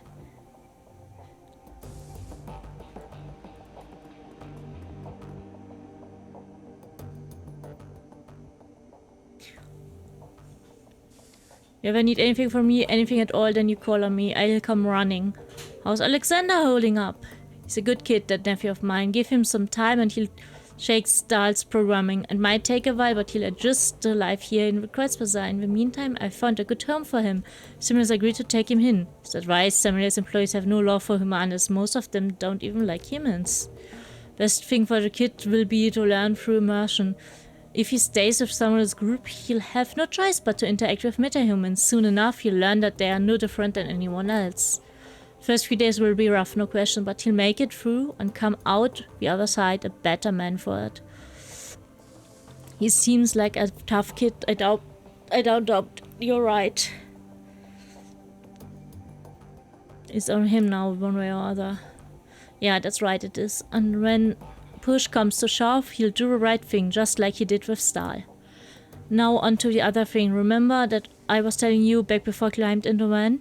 Yeah, I was saying Dragonfell, I was happy and that you'd be given a reward. That's right. Thanks to our, let's not mince words, heroic actions back in the swine pit, the Dragonslayer has seen fit to grant me his favor. And now I know what that means and what I can do with it. He gestures to the ground near his feet. This. As you watch, the spot that Deej is pointing at begins to glow. Lines of force spread out in a scintillating web, and a feeling of raw power surfaces your body. I've just torn open a channel between myself and the Dragonslayer. That power that you feel is his power, pouring through the ether and into that spot. If you're familiar with ley lines, it's the same basic concept. I consecrate a patch of ground, and as long as I stand in that spot, all of my magic gets stronger. Not bad, huh?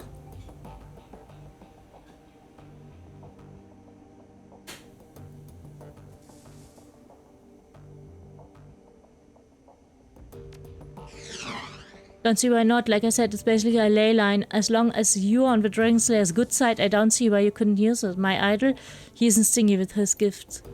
Anyway, boss, I want to keep fiddling with this, learning to properly control it, and I'm sure that you got things to do as well. You take care of whatever else that needs doing, and by our next run, I'll be ready to use it. Sounds good. Hallo Astrid! Astrid!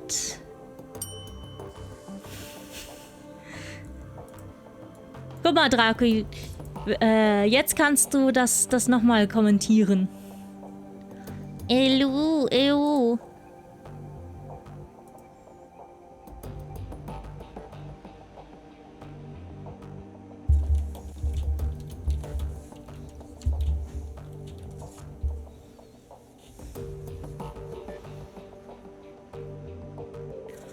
Also, ich frage mich, ob wir noch eine neue Mission tatsächlich machen sollten.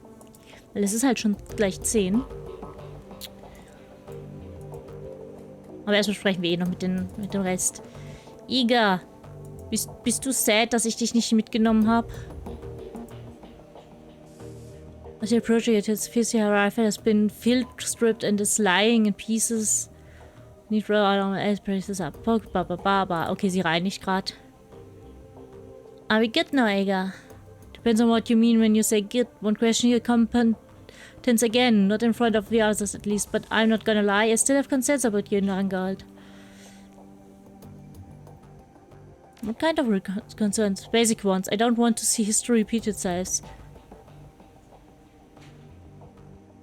Steve is going to see with or without you. What history are you talking about? Let's just say that I have bad luck with underexperienced teammates and leave it at that.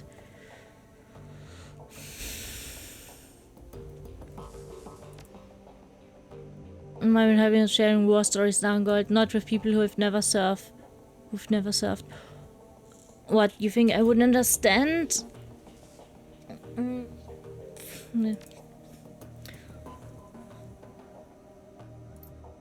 I owe everything to my time in KSK from the street name on down. So you tell me what you want to know and we'll see where it goes. Tell me how good you got your strip name. Back when I was in basic training, a fellow recruit made a vulgar joke at my expense. He said that I reminded him of the north face of the Eiger in the Bernese Alps. Huge and beautiful, but dangerous to climb. His tone left little doubt as to what sort of climbing he had in mind. I think that he was trying to proposing me in this clumsy way, poking me in front of the other recruits to try to provoke a reaction. Anyway, he got one. I broke 3 of his ribs, and the name stuck. Serves him right. You might actually mean that, but then you may just be trying to get on my good side. Anyone who uses the line that bet deserves to get smacked around a little.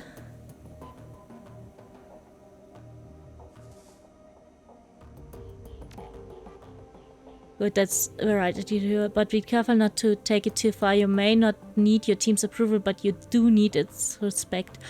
Out in the field, nothing will kill you faster than losing the respect of a team.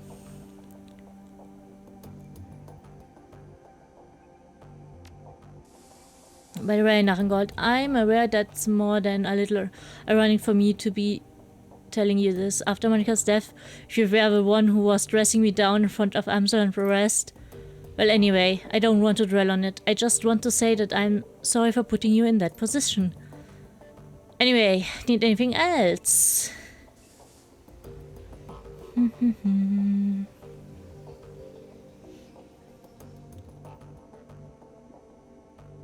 Das ist Shadowrun Dragonfell.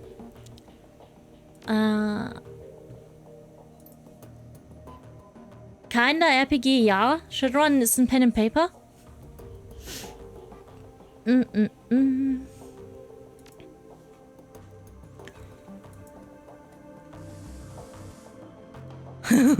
Da werden die Augen groß.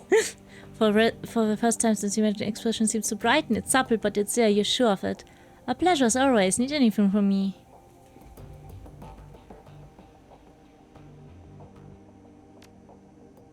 She stares your face for a moment before responding. I suppose that you might say that. I don't talk to many people, Morgengold. It just doesn't seem to be worth the effort. Hallo, welche? Hier ist Gitcam. Solange er mich nicht beißt zumindest. I don't really feel much anymore. Not since this. You're still talking to me. I suppose because you've shown an interest and because you haven't let me push you away. I don't want to mislead you, Morgengold. I still don't feel anything, not warmth, or friendship, or even trust. But I can appreciate the effort you're making. It's something new, and it's worth of exploring. How are you doing, Glory? Golden as always, Morgengold. No problems here. Are you ready to tell me about this Chrome? I'm getting there, Morgengold, but you have to give me some time. Answers will come when they do.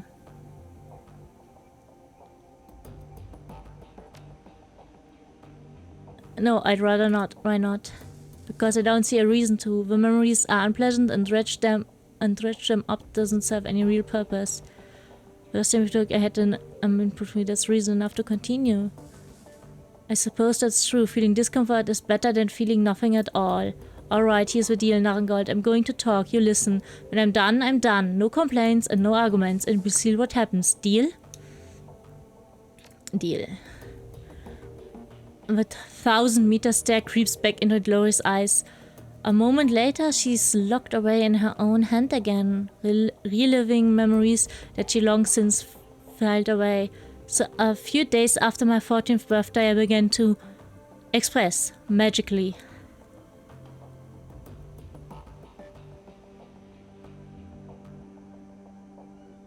Go on, Glory.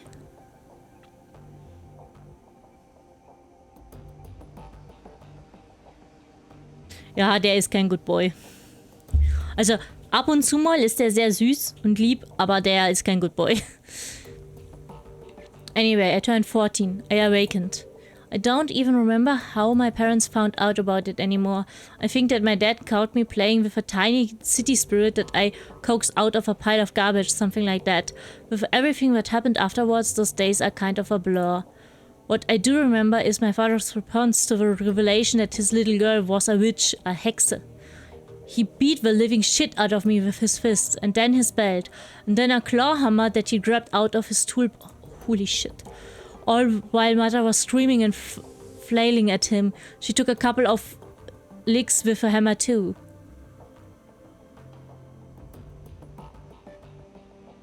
It's a miracle that you survived. I'm just lucky, I guess. So finally, after what felt like an hour, Dad stopped turning me up with a hammer. I had broken ribs, a busted arm, I couldn't see out of my left eye, my entire right side was covered with one giant bruise.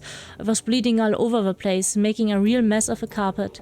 The old bastard spat on me, his bleeding, crying daughter. He spat on me and told me that I was des Teufels Hure, the devil's whore. Then he kicked me out of the house. As I was crawling away, my father told me that if he or any of his Kreuzritter's brothers ever saw me again, they treat me as the Berlin chapter treats the enemy of God.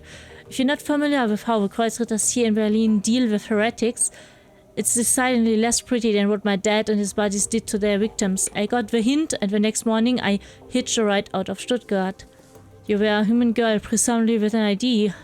Why didn't you go to a hospital? Gutsy move, you were a smart kid. Not that smart.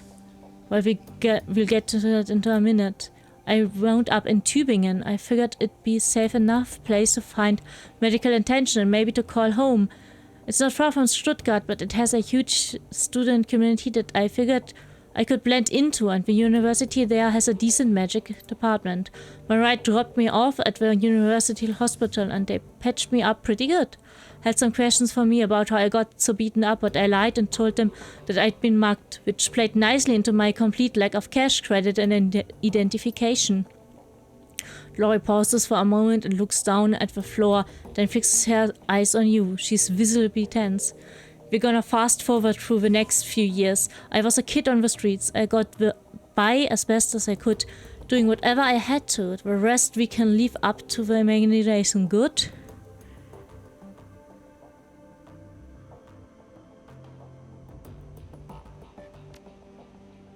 I figured you'd understand. So anyway, I lived on the streets for a few years, got used to being hungry all the time, got used of getting rained on, got by. I was painfully aware that I had magical talents, but without any kind of training or guidance, I didn't really know how to use or develop them. Truth be told, they scared me, so I more or less ignored them. So I just sort of went like that until a few days after my 17th birthday. Then I met Martha and everything changed. Hello, Lala Koala. Welcome. I hope you feel welcome in my community. Ja, das spielt in Deutschland. Das spielt in Berlin. Astrid. Es kommen immer wieder deutsche Wörter drin vor. Zum Beispiel hieß ein Ort Drogenkippe oder das Kesselshaus und so. Das Schattennest. Das ist schon ziemlich cool. Martha was a sweet girl. At first I took her for a street kid like me. Her clothes were a little ratty and she seemed comfortable being near me. But she also looked well fat and happy, and those were two things that I hadn't been in years. We started hanging out, and before I knew what was happening, I was in love. Aww. There was a genuine attraction between Martha and me, I think. But I also think that a lot of my affection for her came from the fact that she was the first person in years to give a damn about me. She cared, and I loved her for that. Glory pauses. She looks flustered, her composure cracked. Keep going, Glory. A few ragged breaths later, she continues. Martha told me about a place where she'd been hanging out. She invited me to join her there. It was called Feuerstelle, the fireplace, and it was sort of a commune for disposed youth. Turns out that a lot of the street kids I'd known over the years had moved there. The way that they disappeared, I'd assumed that they'd been kidnapped or killed or had gone back to their parents. But there they were. I remember being kind of angry about it, like how did everyone get the meme about this but me? Martha calmed me down. She was good at helping me work through my feelings, and I wound up following her to Feuerstelle. To a street kid, it was basically paradise. The owner, a guy named Harrow, had set up this little farm just outside Tübingen in the Schönbuch forest. Schönbuch is the official nature park, but not many people go there nowadays. Too much fear of paranormal animals, I guess. Anyway, park or not, it was plenty big enough for us to hide in. It was also safe and pretty and the farm was well stocked with food. Most importantly, Feuersteller gave us a sense of community and stability that we'd never had on the street, and we loved Terror for that. He became like a surrogate father for us.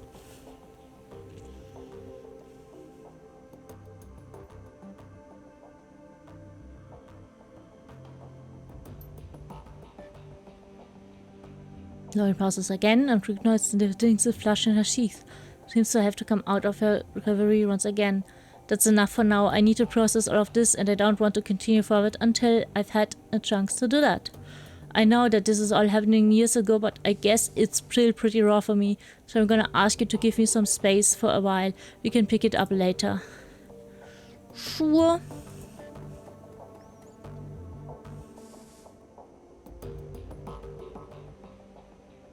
Aha. Hijack shipments. Metbachenari to Narrengold. If you value your new hardware coming into Kreuzbazaar, we need to talk. One of my weapon shipments was hijacked by a local gang. I can promise 500 yen, and if you can recover the shipment, I'll have some new gear on the shelf. Come see me for details. Okay. Withheld to Narrengold. We would like to arrange a meeting between you and one of our apprentices. You will find him at the cafe nearby. His name is Luca Dürr. He will be expecting you. Come alone. Yes, der Doggo gehört jetzt mir. Der followt mir, nachdem sein vorheriger Besitzer tot ist. Ich bin ein Wizard.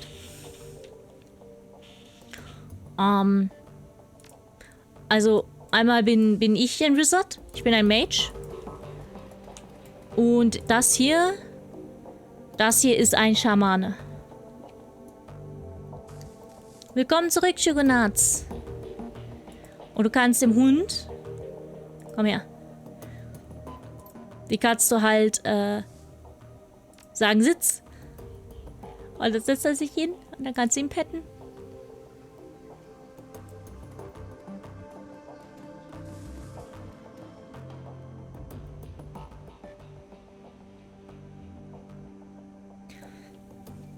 Narrengold, welcome back. I have news for you. In your absence, I've been looking into Harfeld Manor. Whatever Feuerschwinge is up to, it is both large-scale and well-founded. I've uncovered a money trail leading from holding companies all over the world to an offshore fund with a dummy address. From there, all of the freshly laundered money flows directly into the Harford state. Why have a dragon and victors? It's doubtful that the firing spawn even know where their money is going. It's typical for draconic plots. Uncover a stream of money flowing behind the scenes. There's a fair chance that you'll find a dragon at the receiving end of it. To a dragon, conspiracy is a second nature.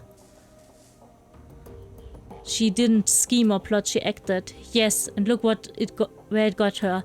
When the Firewing launched her attack on humanity, it was an act of hubris. She lashed out because she didn't consider our species to be a threat. It would be equally hubristic for us to assume that she will make the same mistake twice. I will continue digging into this while you and the team tackle your next run. With luck, I'll have more information upon your return. One last thing, Marliet was able to restore real surface of one of green cells. If you like to look, you will find it sitting beside the player. Just one of them. She's still working on the others. Many of them are extensively damaged, and getting anything off of them is proving to be quite a score. She told me that she'll be in touch if and when she makes any headway.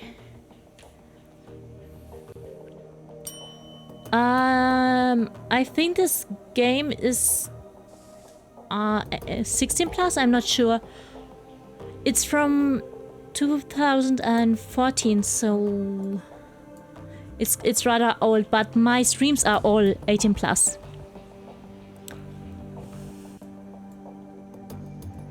Der Random One für doofe D.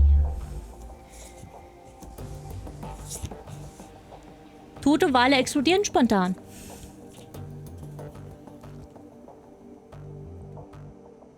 Ja, Astrid. Österreich ist ein Dorf.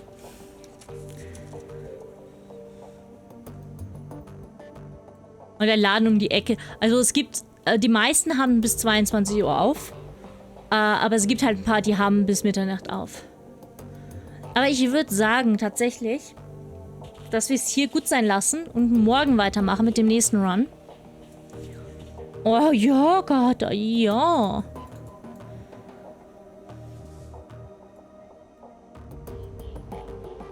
Ja, es ist halt einfach so. In Österreich, ne, wo ich gehört habe, wann bei euch samstags die Läden zumachen. Holy shit. Also wirklich. Ich habe auf einem Dorf gelebt mit 3000 Leuten drinne, wo die Läden länger offen haben. Also der eine Laden, der da war, länger offen hat als in Österreich. In der fucking Großstadt.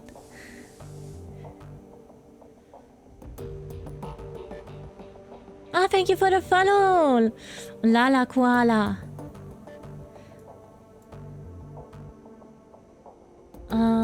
So.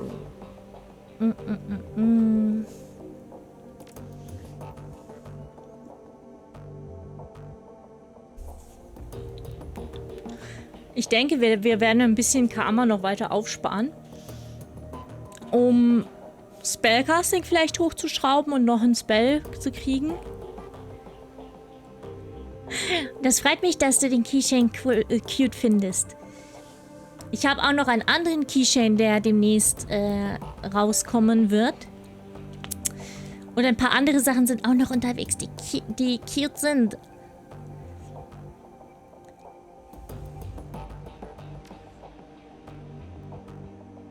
Ich habe sie, warte. Ich speichere eben. Sekunde. One second.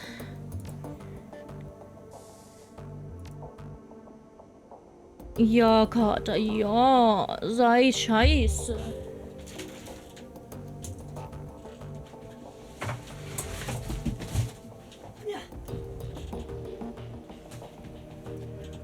Ja, ne?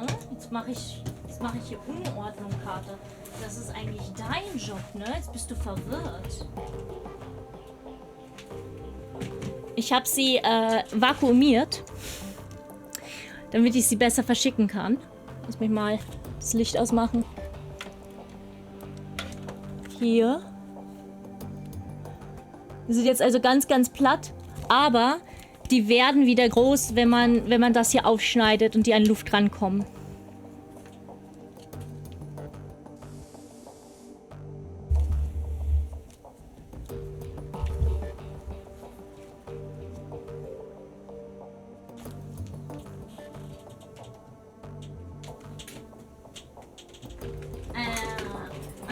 For people who like bigger cushions, there's this one.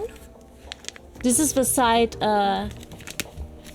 Kofi let me show to you. And this is the censored side that Kofi doesn't let me show to you. Because of nudity.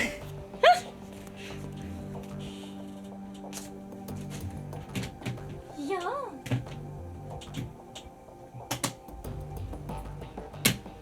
Und jetzt?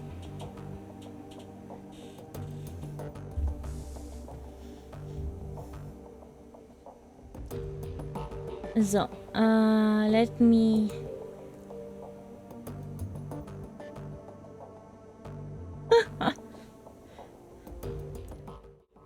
Weißt du, Astrid, im Zweifel kann ich dir auch einfach ein zweites Squish oder ein zweites Sexy schicken.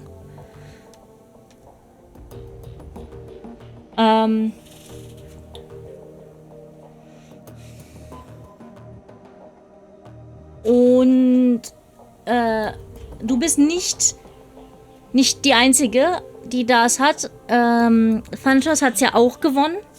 Ich kann sonst auch einfach schauen, dass ich das, was Thanatos hat, auch noch einfach mal 2 nehmen oder so.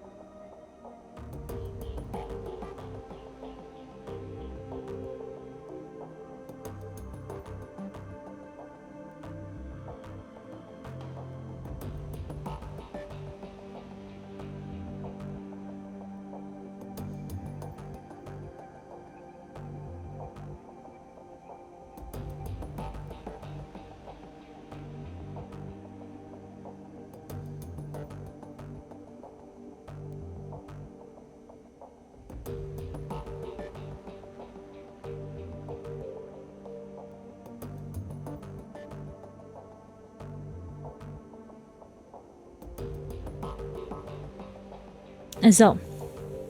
Ich habe gerade ganz viele Nachrichten nachgelesen. Entschuldigung. Mein Gehirn hat ausgesetzt.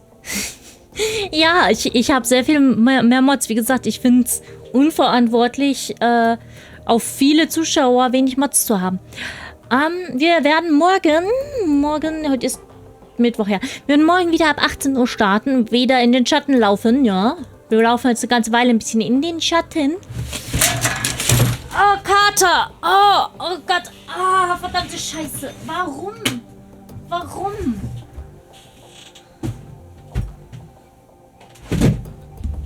Blödes Tier. Keine Sorge, niemandem ist was passiert. Keinem Tier. Kein Tier wurde im Laufe dieses Streams verletzt. Auch wenn du es verdienst. Nein, verdient es nicht, aber manchmal wünsche ich mir echt, dass der ein bisschen ruhiger werden würde. Hast du es jetzt?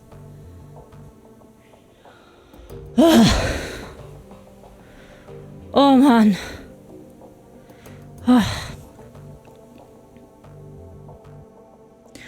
Ja, wie gesagt, ich finde das verantwortungslos vom Streamer.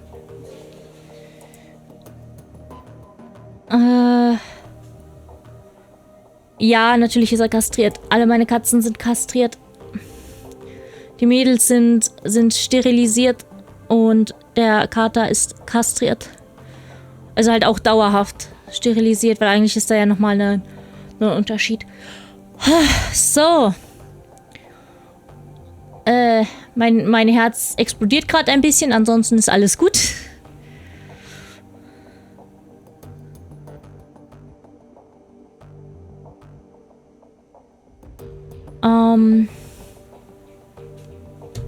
Mein Gehirn ist jetzt gerade völlig geschmolzen, sorry. Also, wir sehen uns morgen ab 18 Uhr. Hoffentlich dann auch nicht so, dass ich einfach bis 17:30 Uhr schlafe und mich mein Mitbewohner aus dem Bett kickt, weil er sagt, ey, du hast den ganzen Tag nichts anderes getan, als zu schlafen. Alles okay mit dir? Yes, a raid. Stimmt, lass uns doch mal schauen.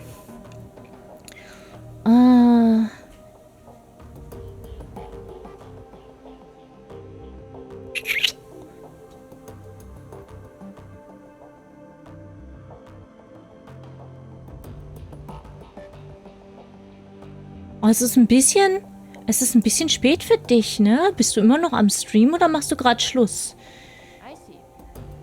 Nö, du bist immer noch am Stream. Ich weiß, wen wir raiden. Ich weiß, wen wir raiden. Ich weiß, wen wir raiden gehen.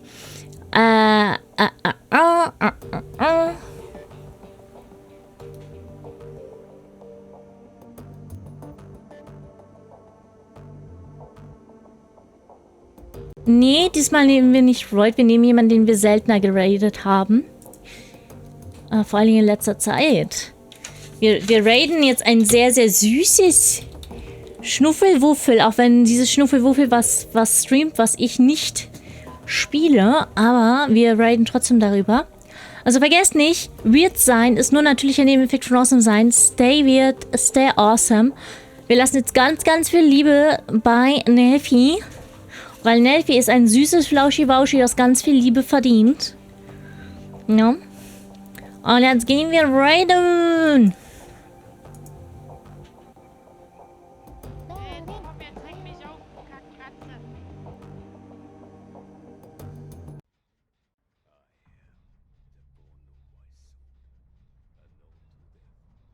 Unknown to life. In the Mitte. Blade works. Ja. Oh mein Gott. Kann man Bleitspieler nicht mit Harmoniespielern?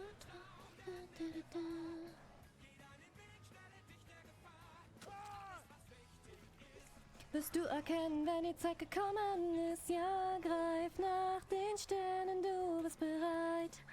Azalea, hallo. Danke für den Raid. Ich hoffe, ihr hattet einen wunderschönen gemeinsamen Stream. Wie geht es dir? Schade. Fast beigekommen, Alter. Dragonfell Raid und hallo. Okay, Leute. Wichtige Frage. Wie findet ihr meinen Schnauzer? Geil. Sexy. Schon sehr heiß, ja. Vom viel Vorlesen, verstehe ich. Der Schnauzer ist mega fancy. Gut. Ich finde ihn Günther. Sehr gute Antwort. Schnauzer das Beste. Auch gute Antwort. Sehr, sehr gay. Das freut mich zu hören. So muss das. Okay, ihr seid alle in meinem Stream herzlich willkommen.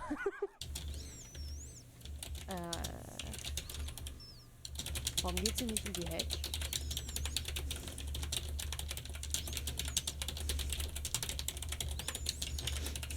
Weil sie ausstellen. Okay, muss ich nicht zuschauen. Nee. Noch eine Runde spielen. Eine Beyond. Sie sagt nicht dazu, bin ich noch willkommen, weiß ich nicht. Weiß ich nicht, das ist schon schwierig. War ich vorher nicht willkommen? Wenn du vorher nicht willkommen gewesen wärst, hättest du kein VIP. Magst du dazu Schnauzer? Nee. Warum nicht? Nee. Guck, da haben wir den Beweis, wer die Hosen in der Beziehung anhat. Ich. Ich zieh dir deine gleich aus, pass auf. Fick dich. Ja. Escape one trial with an item that was pulled out of the chest in the basement. Werde ich wahrscheinlich nicht hinkriegen. Aber we'll try.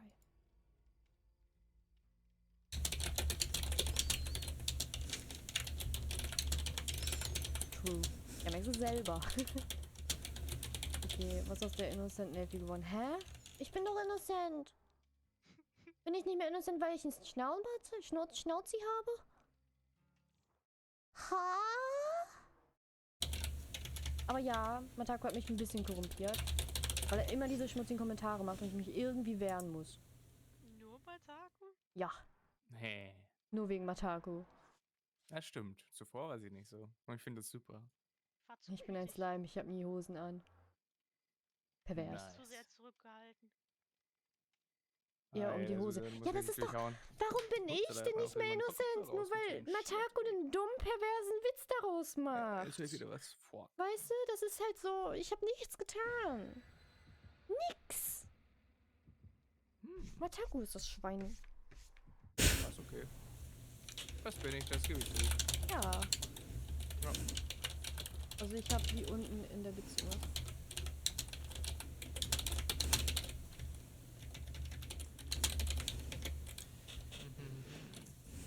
Es ist... Muss da schnell. Muss da schnell, ja. Schweine haben 30 Minuten Orgasmen, ist okay. Okay. Okay, danke. Für das überlebensnotwendige Wissen, das... Ohne das ich nicht hätte überleben können. Ah, das kann dir sogar tatsächlich Azalea. Wenn ich Pizza will, bekomme ich Pizza, mein Schatz. Oh, Pizza, ja.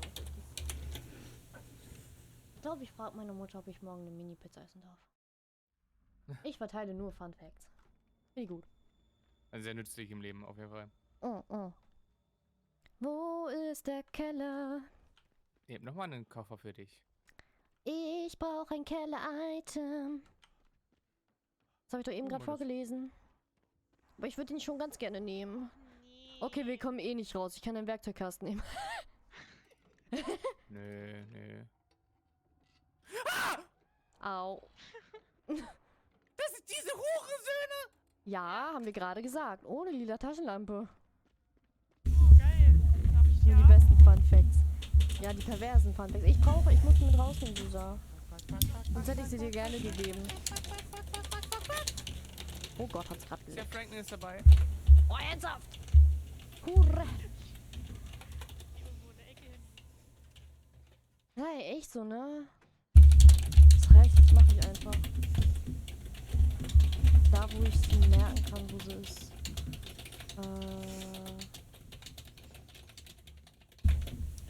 Oh, Susa. I'm not even here. Da.